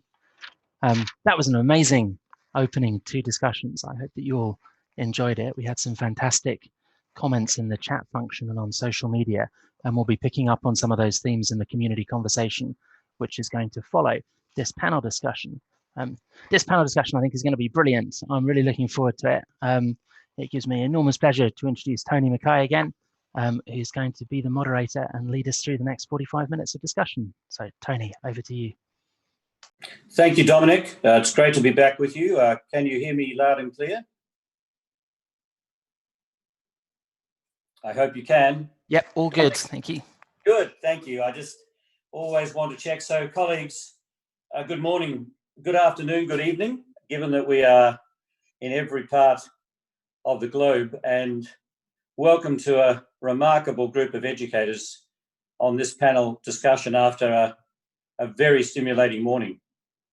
So, colleagues, we, as you know, have moved from the sense of education disrupted to education reimagined. And we know that this really is a focus on the way in which we are thinking about the future of learning, and in particular, the role of education leaders in setting the way forward for learning that can be future-focused, available for all, and be powerful in a way that will clearly make us more human, more sustainable as a globe. So it's a very challenging agenda, but one that all educators are hugely excited about and are making commitments all over the globe. And certainly those who are joining us on this panel for this next segment are on the forefront of that leadership work. So I'm going to welcome each of our panel members. In a moment, I'm going to ask if they might just, in 30 seconds, introduce themselves in the way they'd like to be introduced. And perhaps I could put an extra challenge to them in that 30-second introduction. And that is to say something that might give people an indication of both their state of mind at the moment and in particular where they are putting their energies. I don't want them to go into their initial opening short presentations just to make sure that we know who is on this panel and you get a sense of where they're coming from. After that, I'm going to call on Avashi to be the first of our three panel members to make a 3 to 5 minute presentation, and then to Luca, and then to David. So that's the order in which I'll call upon our panel. And I'll be gentle, dear colleagues, and at the 4 or 5 minute mark, if I feel that you are really still in full flight, I might just give you a gentle reminder that we've got a little bit of a time limit. But obviously we're going to come back and talk much more as a panel about the issues of leadership, about the issues of the future of learning as we think about education reimagined.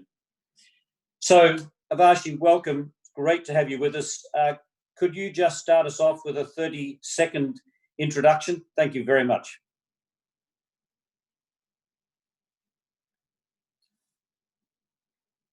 And I might need you off mute, I think. Avashi? Hello, everyone, and thank you, Tony. Yes, I can hear you now. Great. Yes. Hello, everyone. Good afternoon. It's 1:30 here in India. I'm the founding president and CEO of Study Hall Education Foundation, based in Lucknow, India. And I think of myself as an education activist. And I really believe that education is a very powerful social and personal transformative force, provided we understand how to reimagine it, how to define it, and use the potential that it has. So I've been engaged for 34 years and more in trying to actually reimagine education, to disrupt current assumptions and definitions and redefine it. Avashi, thank you very much. And just add a little bit in terms of how you are feeling at this moment, both in head and in heart. Well, today, very energized by all the presentations that have gone before, but otherwise a mix of feeling concerned and hopeful that we will build a much better world once we can see through this. And I'm sure together we will see this through and emerge stronger, wiser, and better equipped to build a better, more egalitarian, more humane world. That is wonderful. Thank you so much. Luca, let me pass to you for a brief introduction. Nina Mani all, hello from South Australia here. I'm currently situated on my family farm, which of course is most unexpected, but I am indeed physically distant from you all, but very excited to be connecting about ideas that matter. I began my career as an educator. I hope to end it as an educator. If it ever does end is another question. But I'm really fascinated right now, Tony, to your question about, obviously, you know, this idea as educators, we must visit the future often because we are in the business of really inspiring and equipping young people for this uncertain future. Well, in many ways, the future has collided into our current state and the status quo, be that in terms of education systems, teaching, learning, economies, etc. So I like to describe myself as an action-based optimist. So I see, I think, the potential, the incredible collective potential that we have right now. But of course, what we do matters, be that physically distancing so that we flatten the curve, but also in terms of the way that we reimagine and redesign education systems from this point forward. So excited to be on this very esteemed panel, contributing some of my thoughts. Brilliant. Thank you, Luca. David, I don't want you to feel any pressure, but so far you've got an activist and an action-based optimist. So are you prepared to step up on this? Well, I'm a researcher, and I'm also a very practical researcher as well. My work is in educational leadership. And of course, right now, I'm also leading the Institute's academic quality, which actually translated into quality for everything: programs, students, staff, and institute. Yeah, and of course, right now, my main focus is about the future quality of our students, which is actually right up front and right in my heart, which I will also talk about. Thank you. Yes, I'm excited. Yes. That's great. And by the way, just your own sense at the moment, give us a little bit of an insight into place. What does it feel like where you are?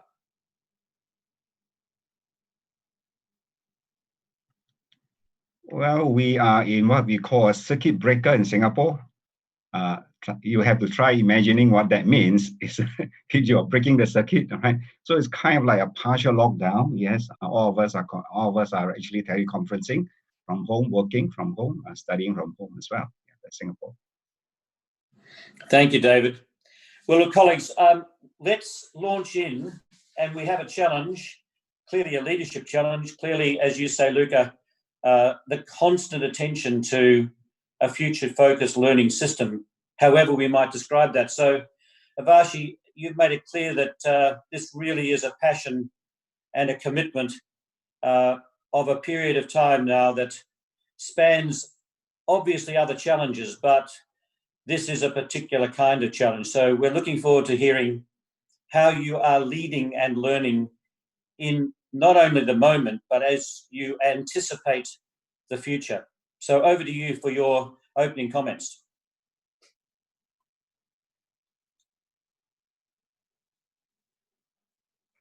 And I need you off mute again. Sorry, Avashi. Sorry. 34 years ago, actually January 6, 1986, I founded my school with 6 children. And the goal was even then to disrupt education because it was born out of a discontent with what was going on, and to reimagine it. And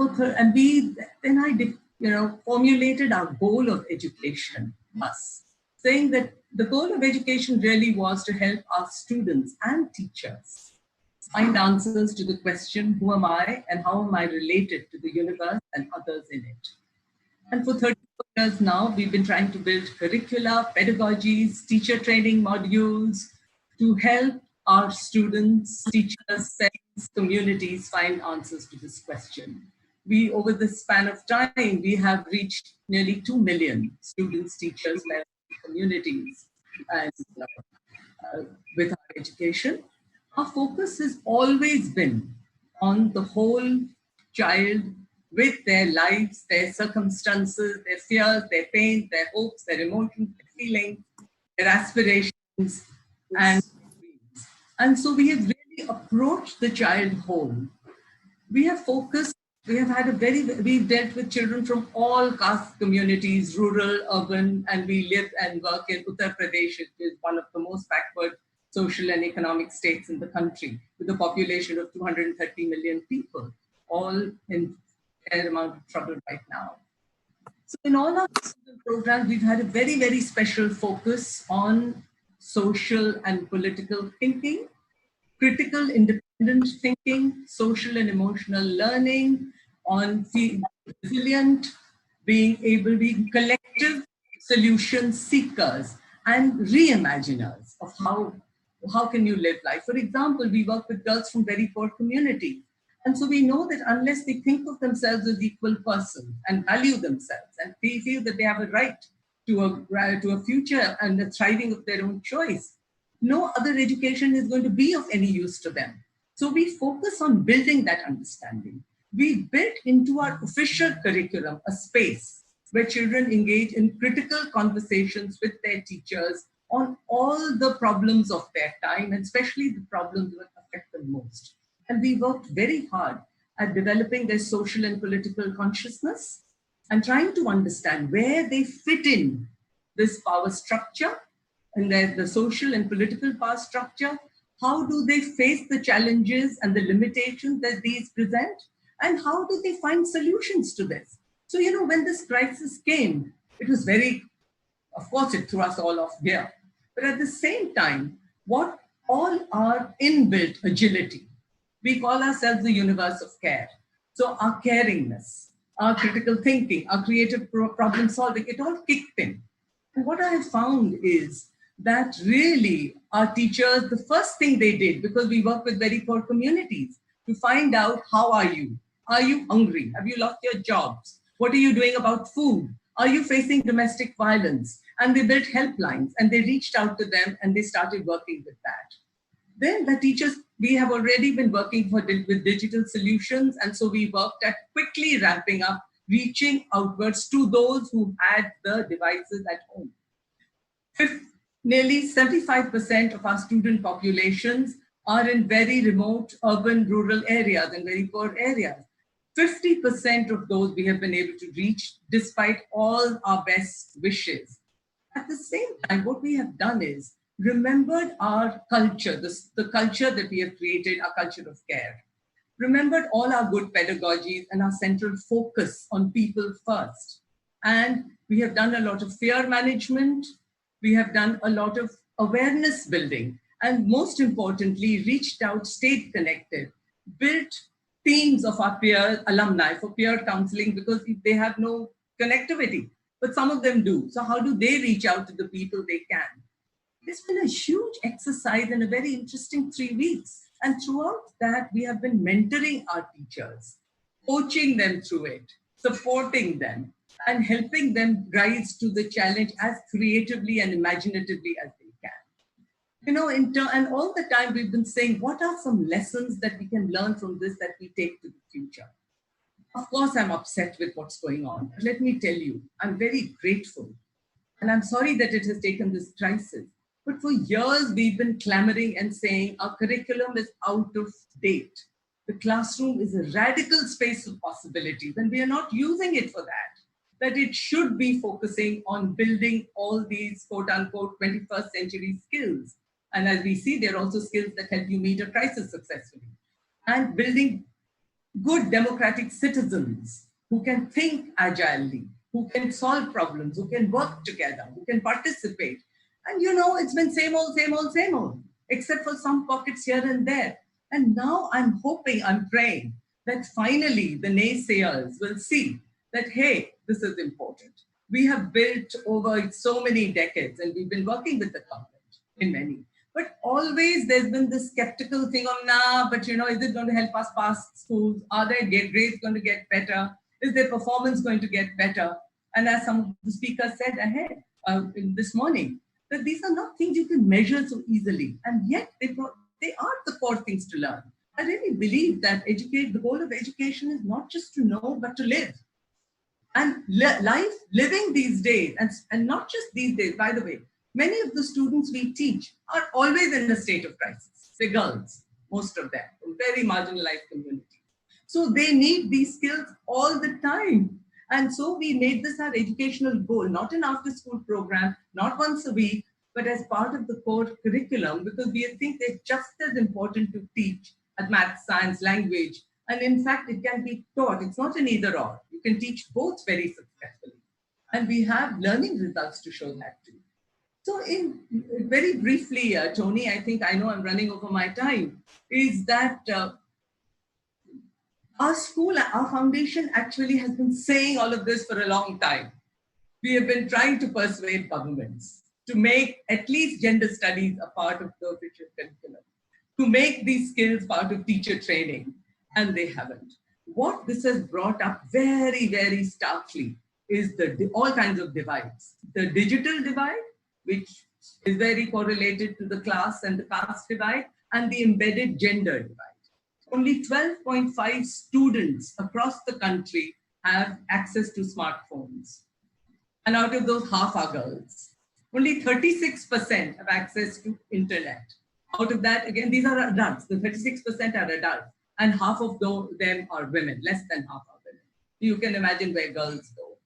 And I think going forward, the government we will be working to help build policies that will revamp curricula, teacher training modules to include all the things I've been talking about, but also most importantly, to work at addressing the digital divide, because we need connectivity in remote areas even more than you need it in urban areas. Yes.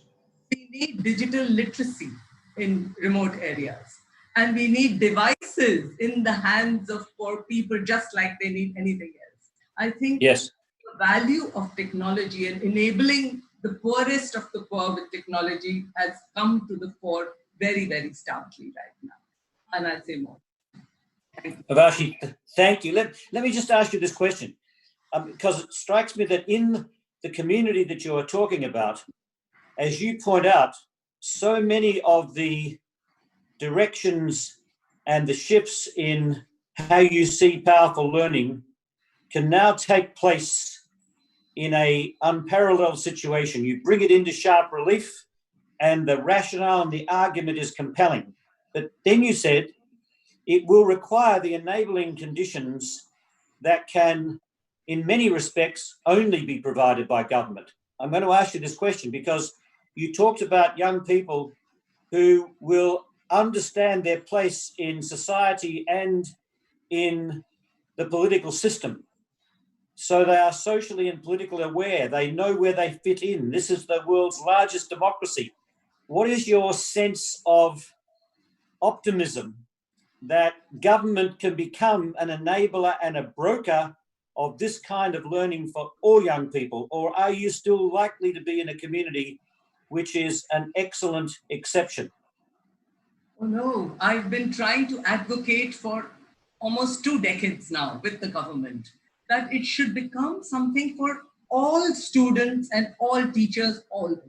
See, for communities, girls and the oppressed and the subordinate peoples in our power structure, they need to learn that this is unfair, it is not natural, patriarchy is not natural, it is socially constructed and it should be disrupted and deconstructed, and they have a right to everything that everybody else has. That's one.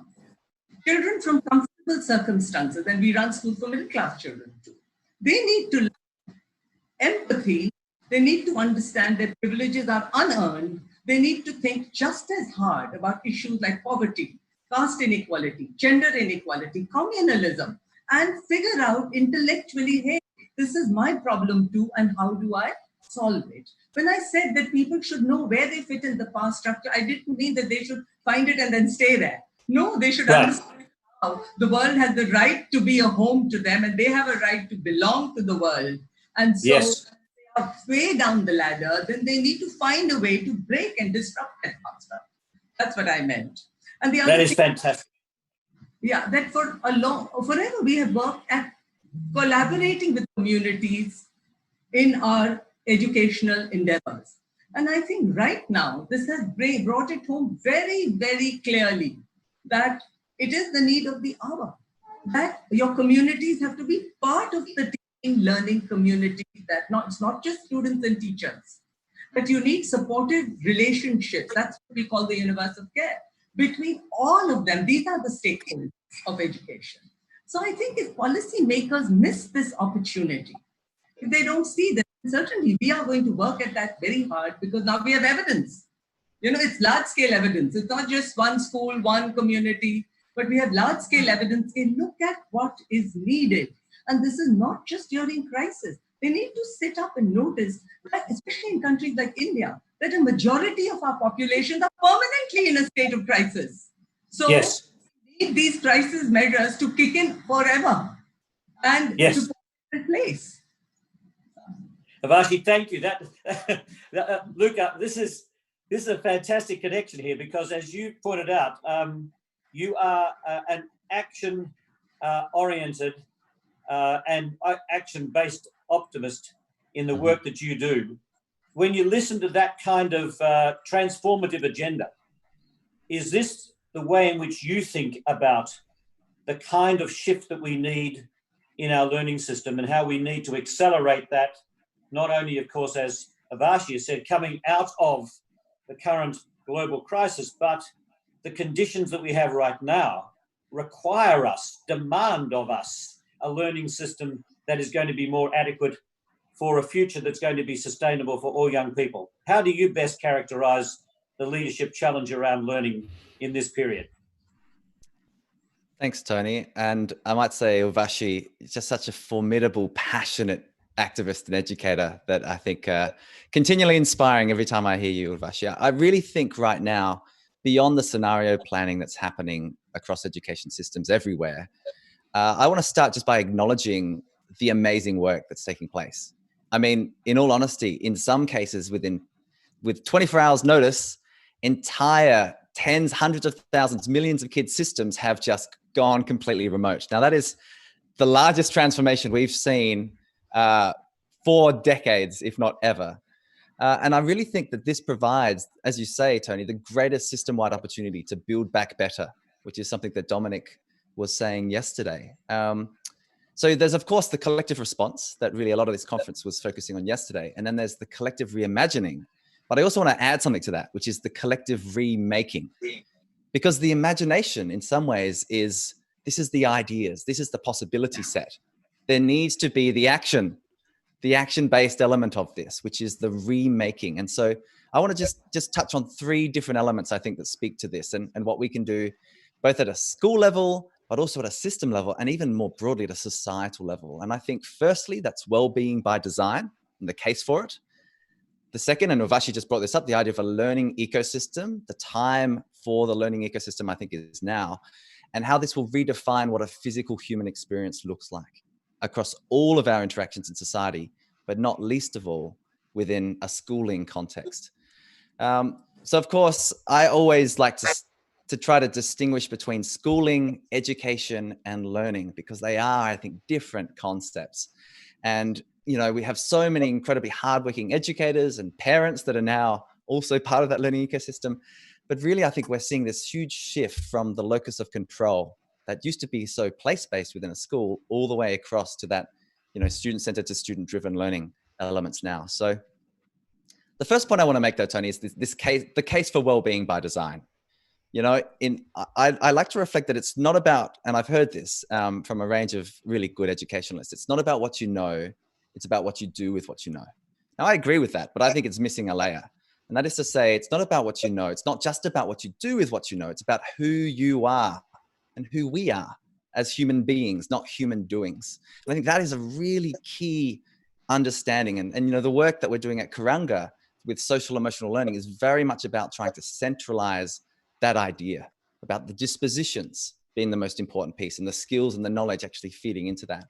Schools aren't just about thinking. They are about emotion. They are about an experience, ultimately, that both equip and inspire. The cognitive piece of here's the knowledge and the skills, but where's the inspiration as well? And I think all of us, now that we've got this screen-based world that we live in, are trying to work out how do we design for that in a powerful way. I really think this is an incredible opportunity to centralize social emotional learning within and beyond education systems. We know there's a really abundant research that has thus far only really taken place in certain parts of the world, but we can extrapolate and say, if we focus on those key human capabilities that I think are terribly termed soft skills, because they're not soft at all, they are the key human skills that will be the most valuable things into our learning future. That I think is how education systems can really rebuild and remake themselves as part of this. And the last thing I'd say, and Tony, my view on this, is that even us calling this social distancing, I think is problematic. We should be saying physical distancing, because we are social beings. We must be physically distant, but socially connected, because loneliness kills.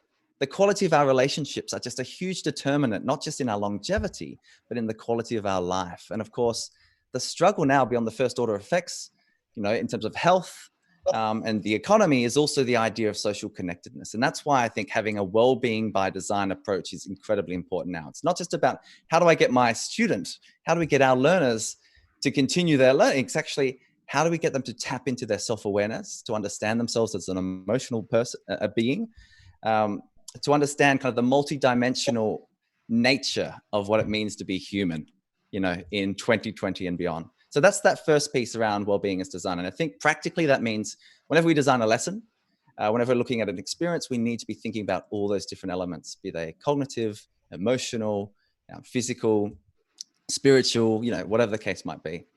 Second is the rise of the learning ecosystem. And I'll just make a very brief point here. Ivashi's made it well.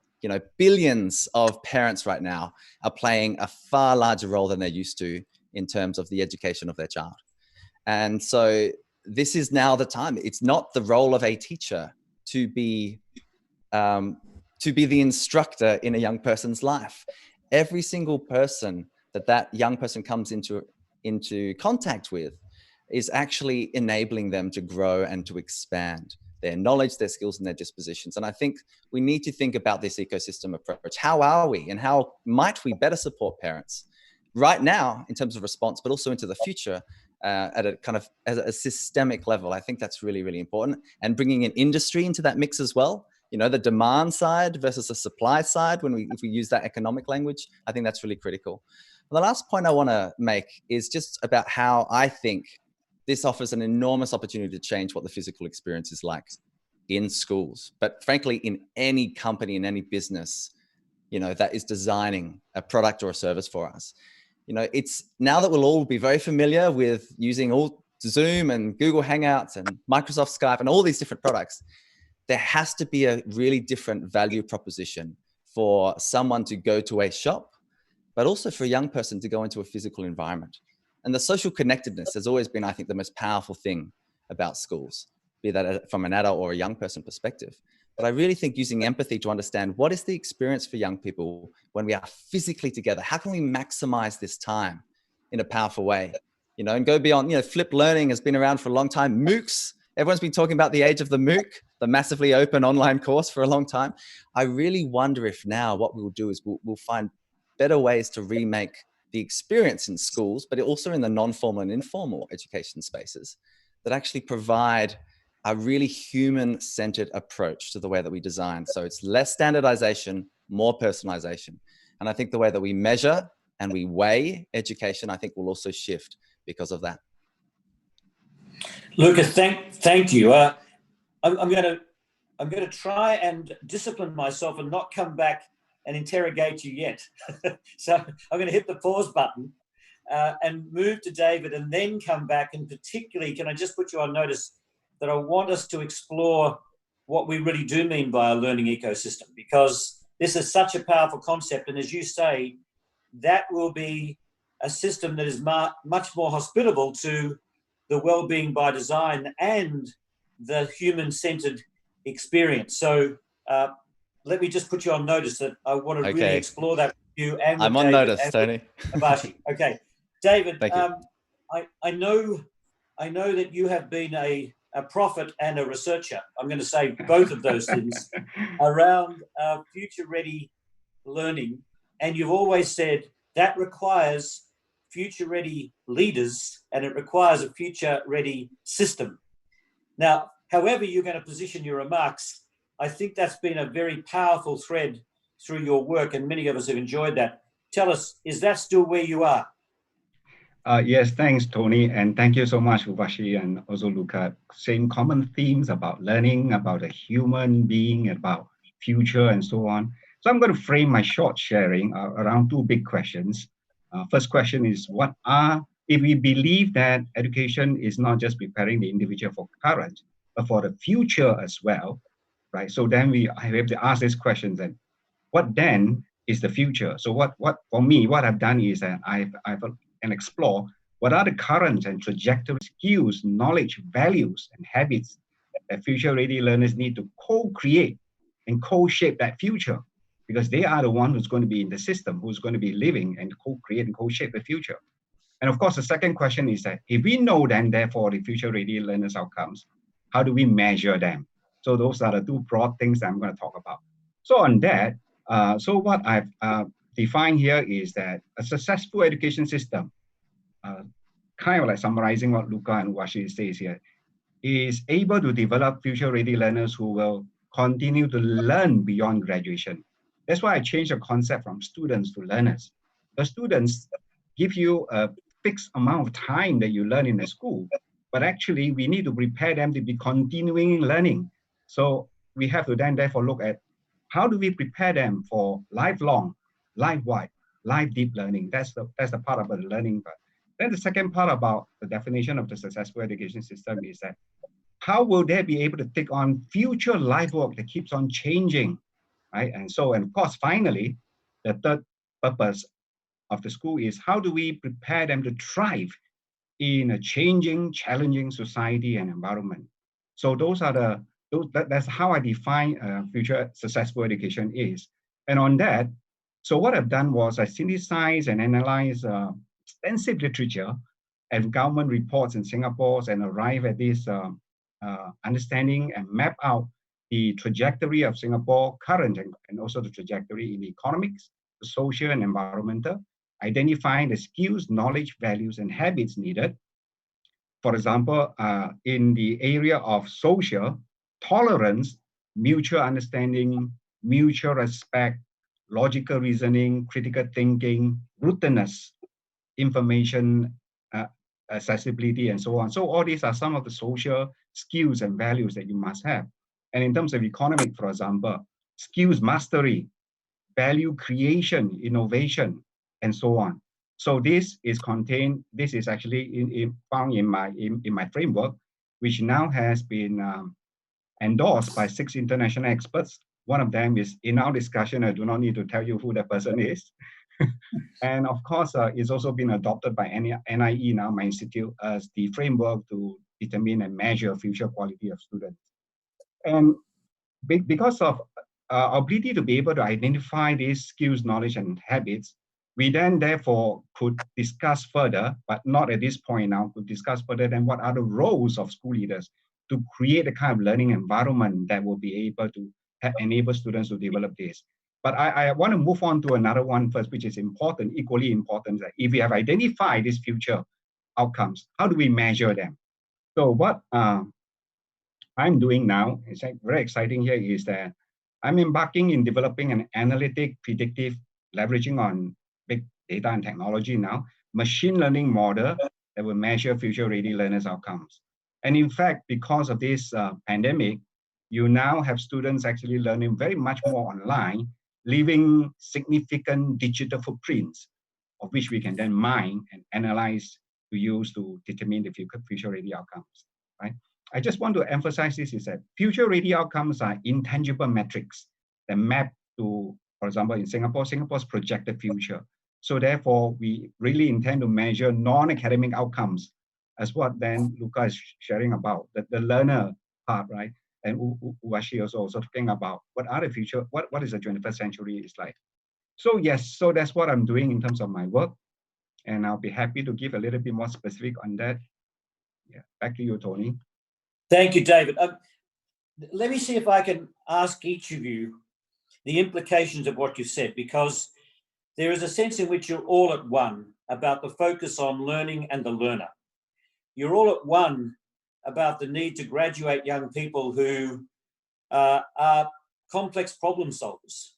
You're all at one about the fact that these learners will be living in society, economy, and a political system that needs to attend to the needs of all young people. And you're all saying it needs to be future focused. What I'm a little bit unclear about, and I'll come back to Luca to just kick this off and then come to David and Avashi to get your response. What does this really mean for the learning system? Luca, I know you said this is all about having a learning ecosystem, but do you still believe in the importance, and I'm asking each of you this, the importance of a learning system that's for the public good, a learning system that's not agnostic about its values? Avashi made that really clear. So as you think about this learning system, Luca, and you talked about it as being not just schools and not just simply the environment in which we are operating, but all the way through to society. So it's the school, the system, society. Tell me, Luca, how you feel you're going to be able to lead that kind of learning system. What does it look like? Great question, Tony. The first thing I'd say as a applied linguist, like language matters. And so the first thing is when we think about learning systems and when we think about traditional approaches, I think most of us would agree that, you know, be they instructional classroom pedagogies or be they kind of systemic approaches, you know, when you do things to people, you're never going to get the kind of desired outcome, right? So then you start doing things for people, and then there becomes kind of the paternalism or the patriarchy. And that's all tied up in that, as Uvashi can well speak to.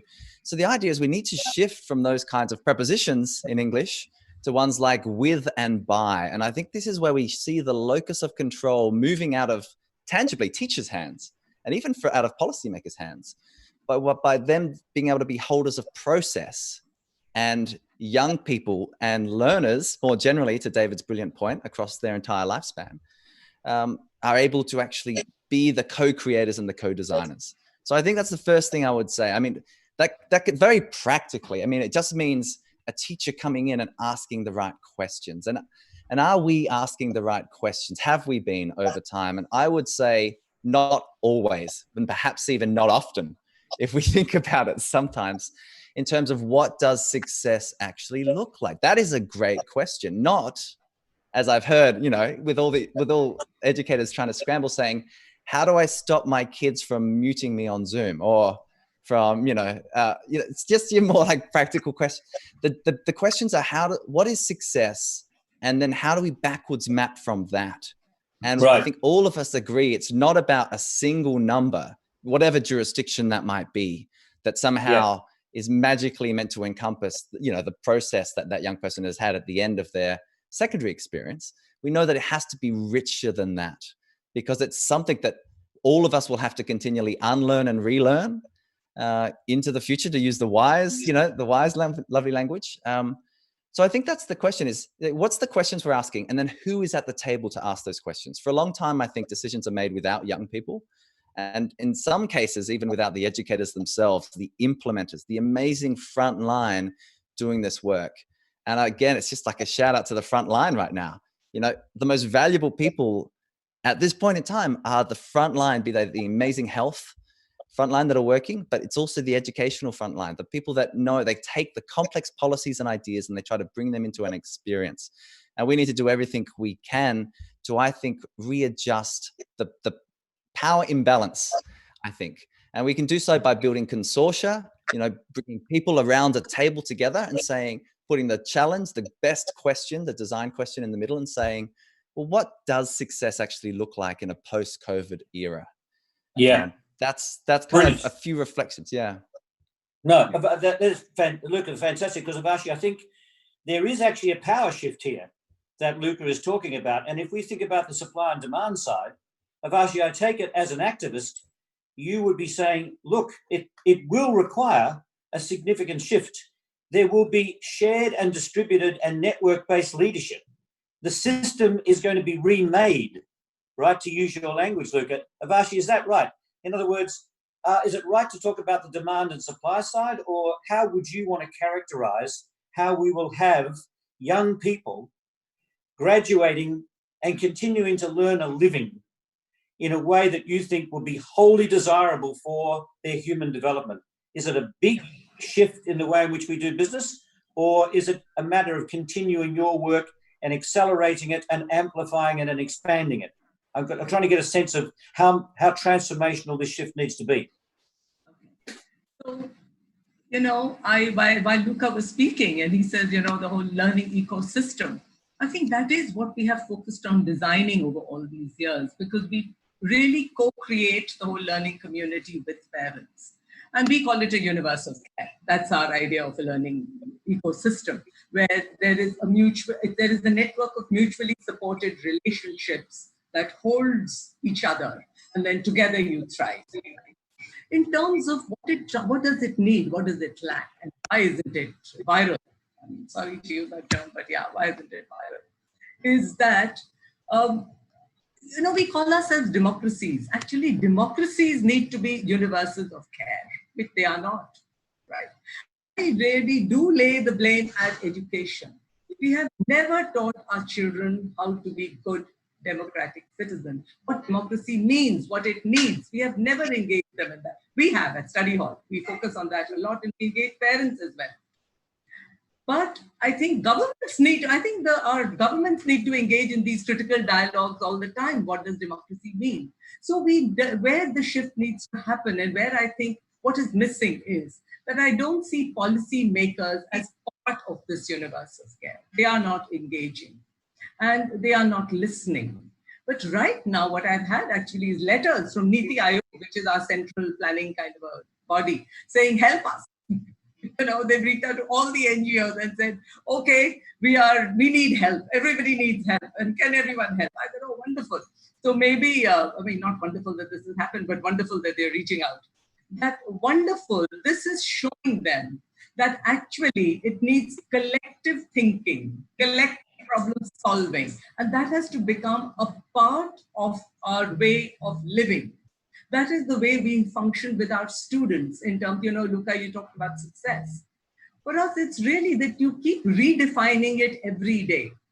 Look at their lives. They are so fluid that one day there's no roof because it rained last night. Okay. One day there's no job. Somebody falls sick, it wipes out a whole year's income. Okay. These are real crises all the time. And how can they face them if all they're learning is disconnected math and science in a classroom that has Yes. So you need for governments to be sensitive to the fact that we need to stop looking at education as just a preparation for a labor force. It has to be an education that teaches you how to live, that teaches you how to build communities and how to build nations. And for that, we need all hands on deck, all minds on deck, all hearts on deck. And you need to be listening to people from very, very diverse backgrounds so that they can tell you where the shoe pinches. And then they have the best solutions. Yes. What's the problem and tell me how we can solve it. Let's figure it out together, right? And reach across these barriers. Brilliant. David, let me ask you this. Figuring it out together, you've used the language of co-creation. Now, you've talked about what will be a successful education system. Before we go into the community conversation in a moment, and Dominic is going to help us to pick up on questions that have been coming from the rest of the community. Let me ask you this question, David. Is it the case that, in fact, this will require fundamental shifts in the way in which Singapore conducts its learning system? Because, after all, you are the gold standard in design. You have engineered, you have used architecture in order to design a highly effective and efficient system on the current metrics. what does this mean for a learning system that is appropriately future focused in Singapore, where co-design is at the heart of the work? Are we talking about a significant shift in the way in which you think about the learning system? Yes, thanks, Tony. And if you were to look at Singapore, the S-curve there, we are right at the top of the curve when it comes to academic achievement. So there's really little else you can expand to eke out that little bit more percentage of increment.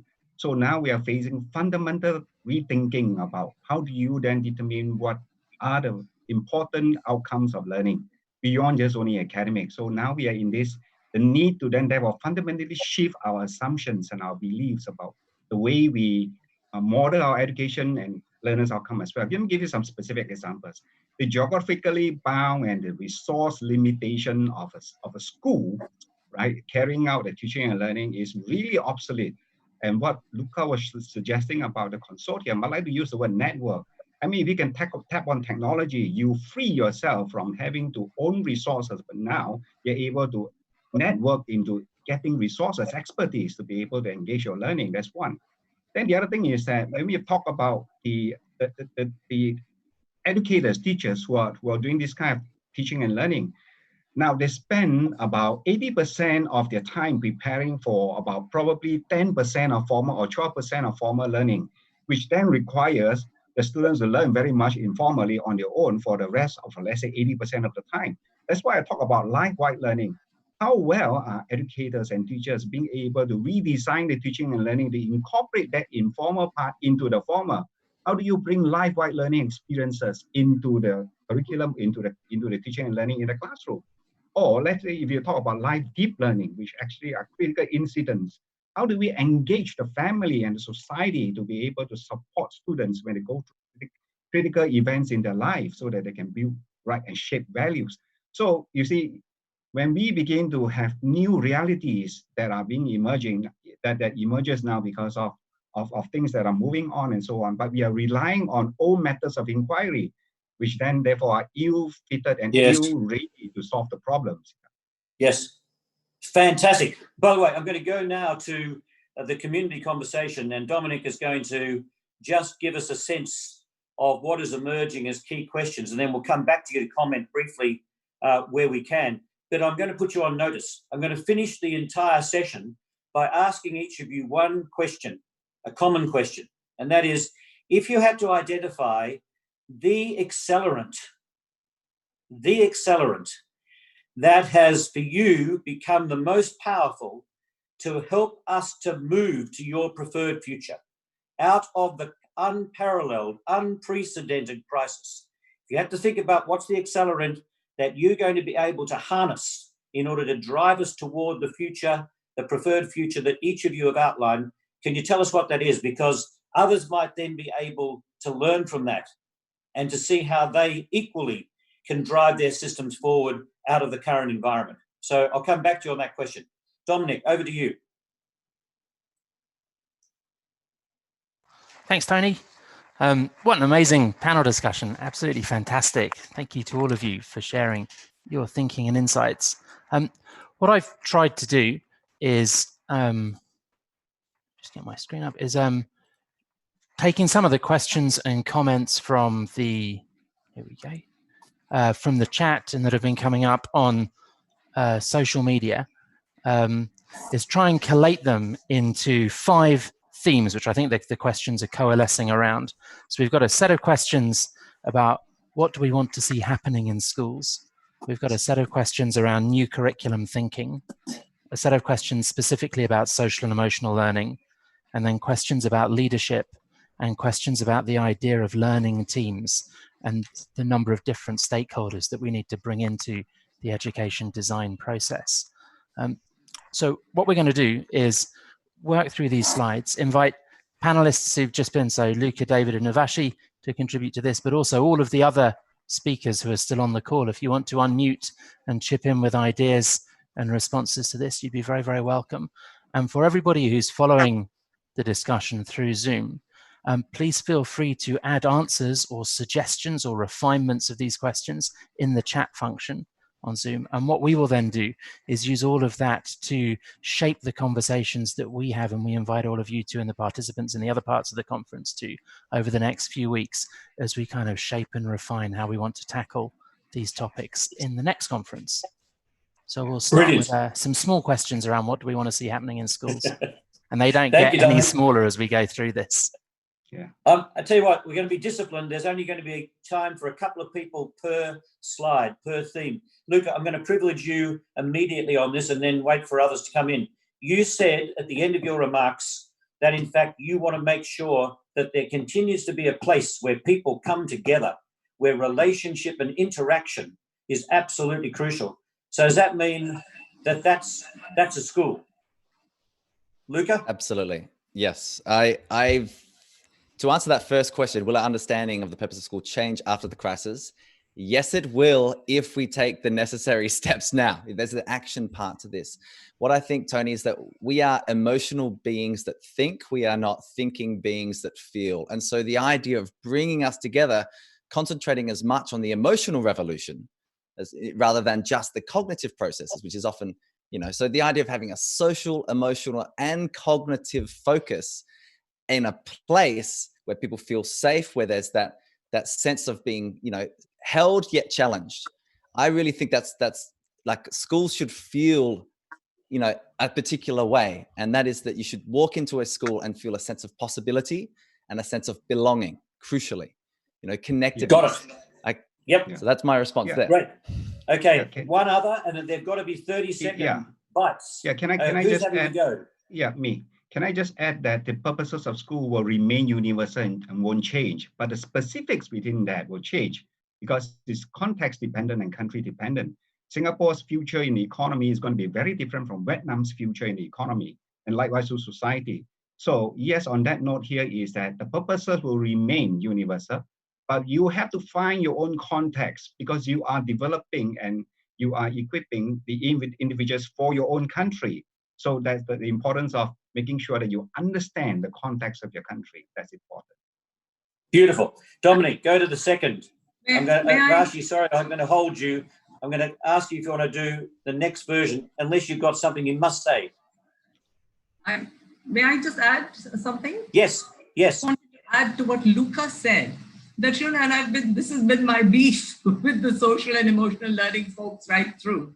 That I think social, emotional, and political learning is really important because we live in societies, we live in families, and we live in polities, and they all determine what our life will take. So it is important to include the political learning in our schools, learning places. Let's not call them schools, let's call them learning places, wherever they are.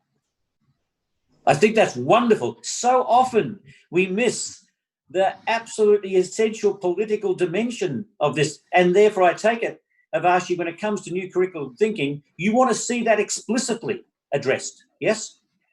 Yes, I do. And I think we have to stop fighting shy. We have developed critical feminist pedagogy, and we don't fight shy of that. We are very openly.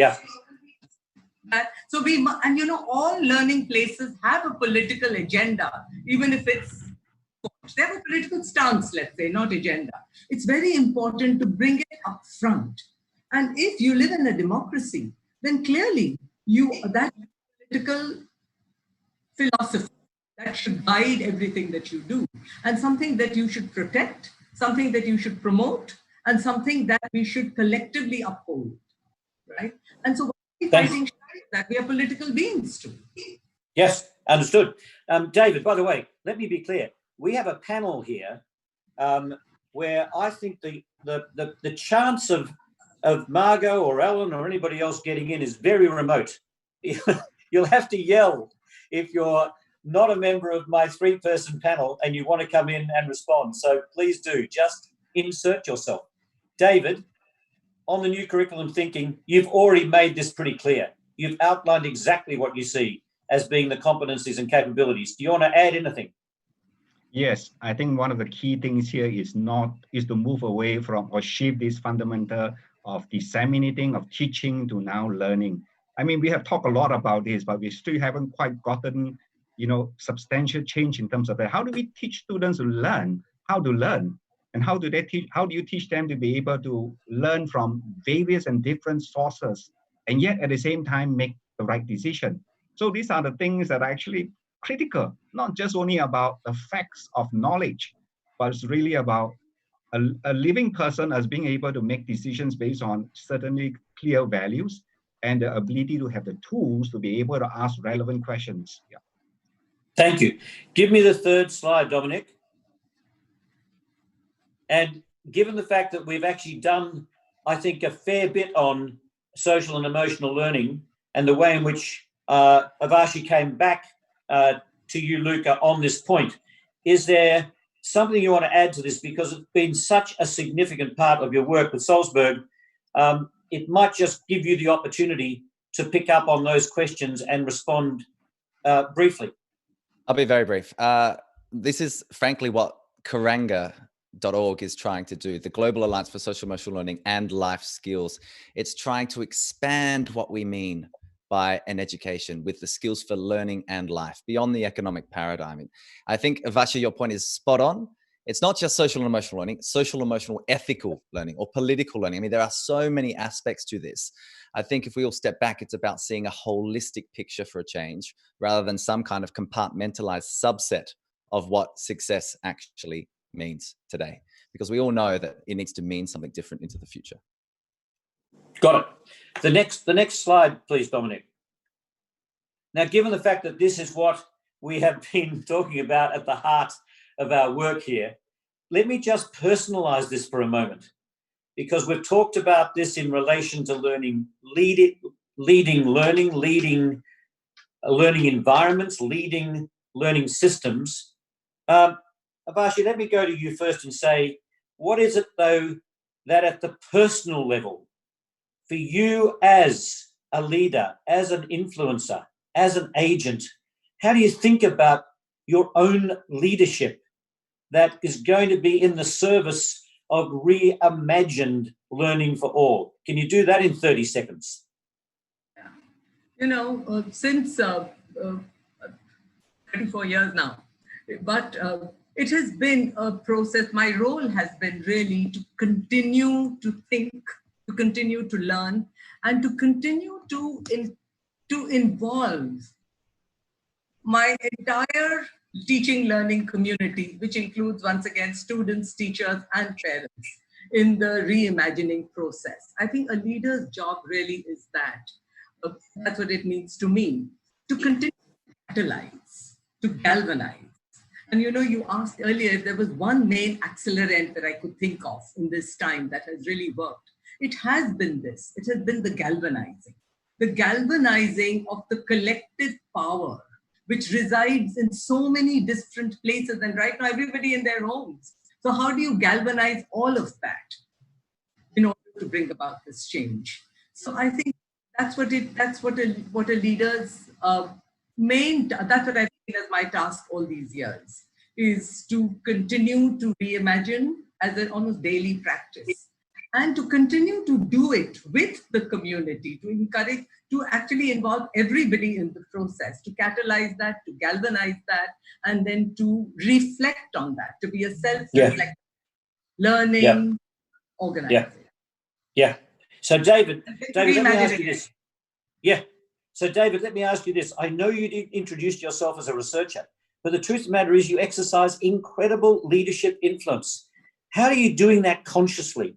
David, how are you actually shifting the expectations of policymakers?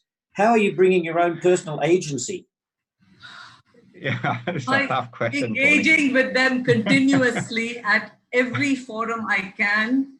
I actually advised the Rajasthan government for 3 years.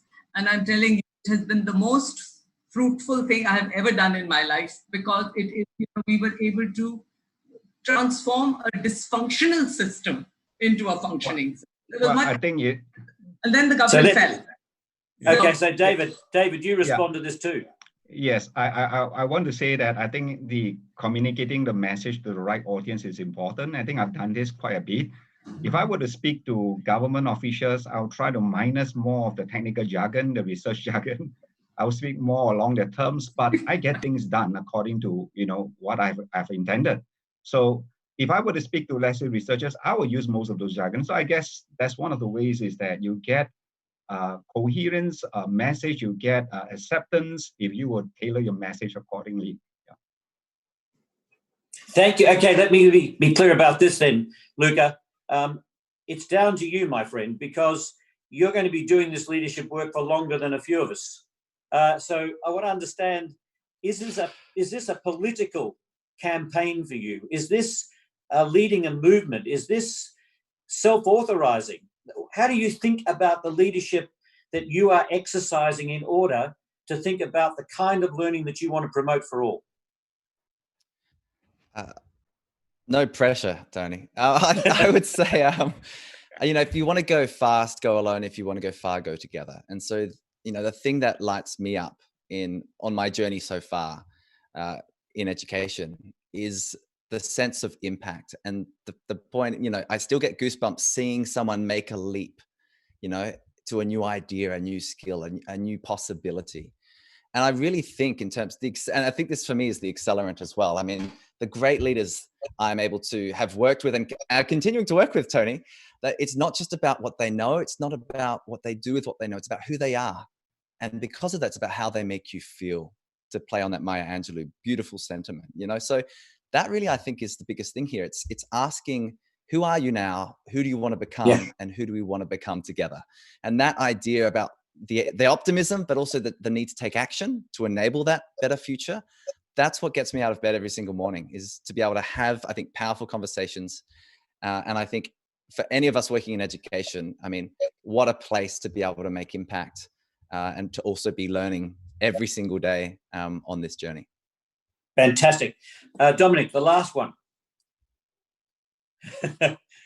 This is a really fascinating question. David, I'm going to go to you first, because this question now about the way in which we work and the question of the role of teachers as being one, not the only, they might be the orchestrators to some extent of learning environments, but this is a team game, surely, and a more diversified and differentiated educator workforce, many, many more allied professionals working together, many adults coming together to support this kind of work. So, David, as you think about the nature of our work, is it a team-based description that you'd bring to it, or do you think about this differently? Well, yes, definitely it's team-based. I think one of the more important things here is to be able to identify tools that can help us to add value to teaching, to create value, because we do not need to only depend on ourselves, on our expertise. And so therefore, technology has been a great accelerant in this, being able to use networks to tap on expertise to be able to share. I've done this often in my classes as well, to invite people from even within NIE itself to come and share. And they'll be happy to come and share because it is their research and it's not my research. And they speak a lot better about the research than my ability to talk about the research. So I guess when you begin to leverage on technology and change the thinking from me being the only expert to teach here, is that I can tap on readily available expertise, you'll be surprised that actually there's a lot of value created in the learning and a lot of value added as well in the learning for the students. Avashi, do you want to add anything? Because in a moment, I'm going to come back for my final question. But just before I do, anything you'd like to add? Avashi, are you on mute? I want to add to David's point just by saying that actually, even in a classroom, if there are 30 students and one teacher, there are always 31 resources, right? And you add to that the two parents sitting at home, or one parent, at least 50 parents, let's say. So that's 81 resources that you have in just one classroom. And right now, currently, as a practical example, let me tell you what's going on is that because we are all trying to create content, consumption for children, and quickly ramping up. We open sourced it to crowdsourcing it, parents saying, you're good at something, you're sitting at home, why don't you? And they're all pitching in so gladly, all of that. So that's what I meant again by saying that galvanizing these dormant resources that already exist is actually what education leaders need to work very hard on. Our alumni. Fantastic. Yep, absolutely. Thank you very much. And look, we haven't even touched. We haven't even touched. Yeah, sorry, please, Stavros, come in. Can I jump in just for a minute to sort of hijack the airwaves for a few moments? Because there's a perspective that I'd love to get from the group, and that is we've all, articulated a hope that collaboration across the globe will see us through this crisis.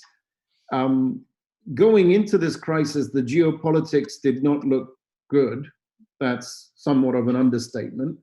Coming out of it, they're going to be worse, in my view, at least in the immediate aftermath. What are folks' thoughts around what we can do as educators to preserve multilateralism, internationalism, globalism?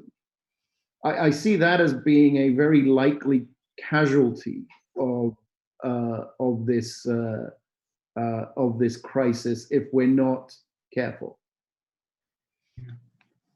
Thank you, Stavros. So, colleagues, who would like to have a crack at that? Yeah, probably I can just contribute a little bit to this. Singapore's achievement actually has relied very much on developing a set of habits that have enabled them to execute those habits kind of like automatically without even thinking. So you'll find that actually it transcends time, it transcends eras within Singapore itself. But we have come to this point now where we realize that same habits that we have developed and has automatized in our students need to change. So to answer your question here is that we will have to think carefully about what are the habits that will really bring about greater humanity good that we can start developing in the school system, right from primary, from grade 1 all the way to the secondary school. Because if you were to create learning environments that will be able to build these long-term sustainable habits, then you find that you are more ready to deal with changes in geopolitical and so on, because humanity by and large here is really for the good of people. And so we want to develop habits like, for example, how do we show love, empathy, care? These are habits that can actually be developed in the school system.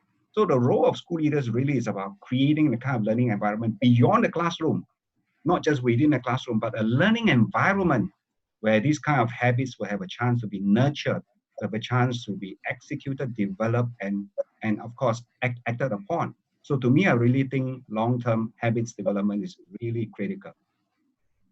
Let me not go to the panel for a moment. Are there any other voices that would like to come in order to address Stavros's challenge? Tony, I wouldn't mind a go. Helping with the answer. I think it speaks a lot to some of what Margot was talking about in the ideas of how do you develop thinking around individual agency. Margot was talking about it at the level of the individual student, but as that goes up, we've seen, for example, in conversations around the climate crisis, how individual cities have been able to exercise much greater degrees of agency when their national governments have been pulling back from international climate agreements and conventions. And I think one of the things that we're starting to see with the crisis is ideas of individual and collective agency evolving, and people realizing that we have a lot more autonomy and a lot more power to influence change than was necessarily visible pre-crisis.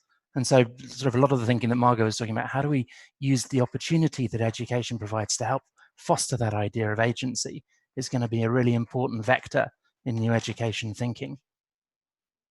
Stavros, thank you, Dominic. Stavros, can I come back to you for one moment and actually put the question that you've posed to yourself and say that if there's a sense in which pre the coronavirus that questions around globalization and international cooperation were under huge threat, Stavros, do you believe that in fact this wake-up call and the absolute necessity for cooperation, for interconnectedness, for interdependence has come to us so clearly that in fact we'll come out of this with a renewed commitment to international cooperation, and we will have a learning system that encourages all young people to be both local and global citizens in the way that we believe we can have a sustainable future.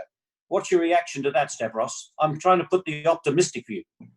Well, so you know, clearly that is what I hope for, but being somewhat of a sort of a skeptic by nature, I have to sort of prepare for mentally for a scenario where the opposite happens, where Understood.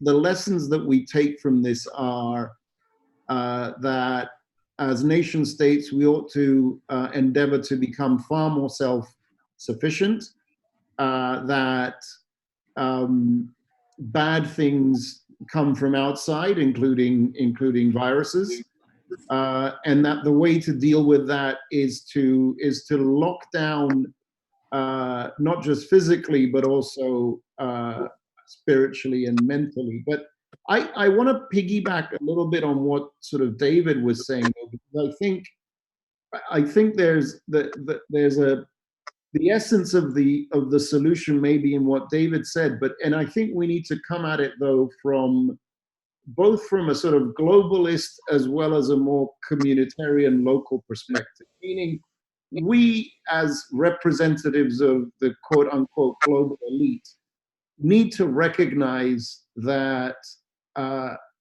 you know, we are far more connected to our locale than we thought in the past. Where you live, the competence of the government, the local government of where you live matters tremendously in this crisis. Yes. Equally, though, the more sort of nativists amongst us need to recognize that we are interdependent and our fates are connected. Yes. And what is about to happen in the developing world now is going to affect the long-term trajectory of this crisis, and we cannot shut ourselves out from that. So these are lessons that I think we need to embed within our education system, and we need to do this, and we need to fight this fight for the long run.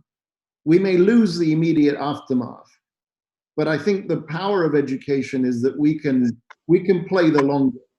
So I'll end there and let you get on with your. No, Stavros, I think it's a fantastic intervention. I'm going to wrap it up with not giving the panel members the opportunity to respond to the question, but rather to assert something.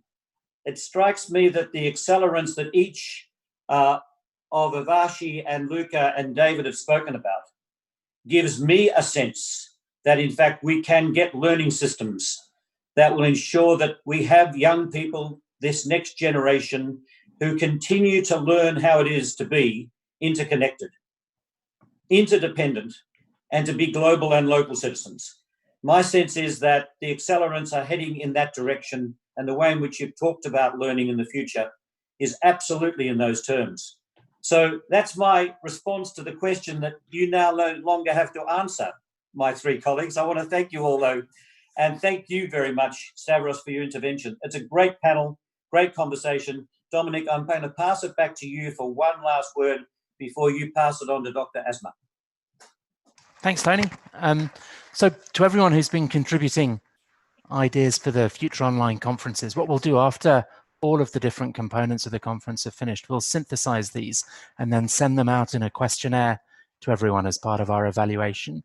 And then for people who want to be more involved over the next few weeks in the shaping and framing of these topics, we'll be inviting you to join smaller conversations around that.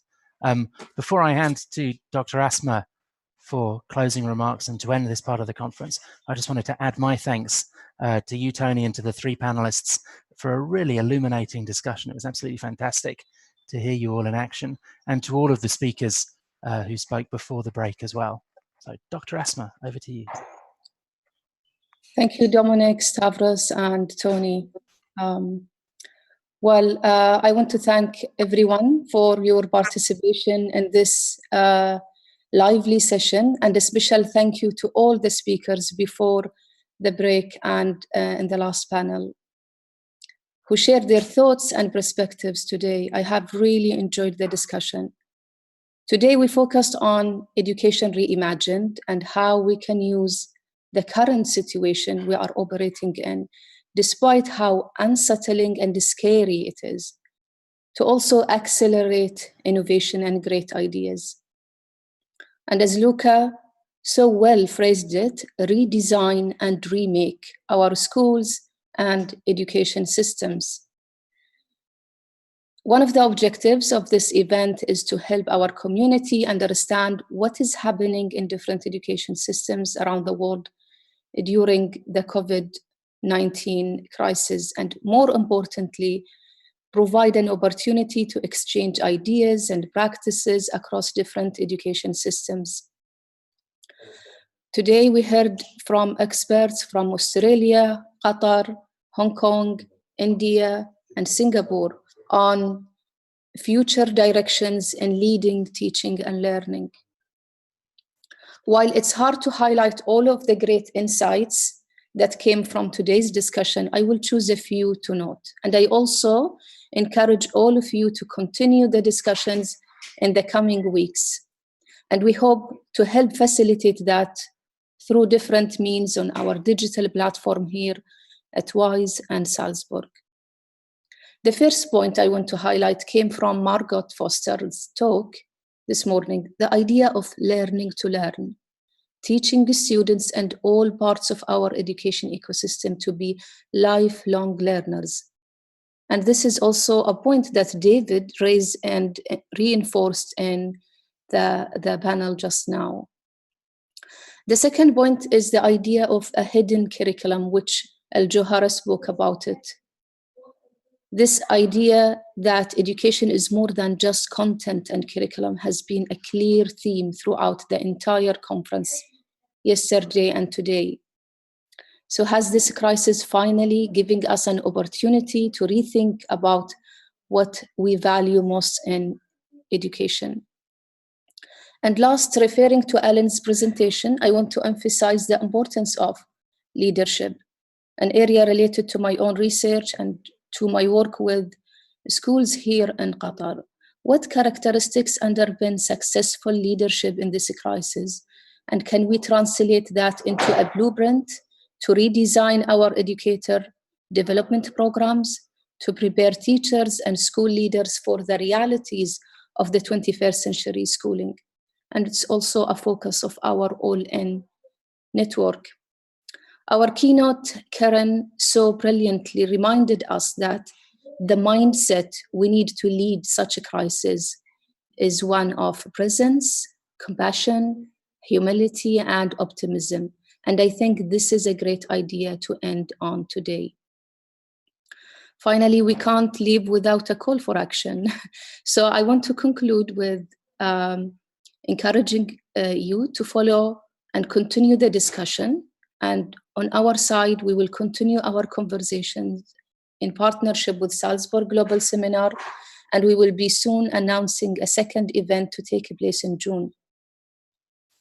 We will also announce in the next few days other ways we can continue the conversation, including smaller working group discussions, Twitter chats, and other venues. We will also send out a survey to all who participated in this event to help us hear from you and understand the most critical needs, gaps that we should address in our next large virtual event in June. Once again, thank you all very much for your contribution, and I'm looking forward to meeting you all again in around 3 hours for the UN special session. Goodbye and take care.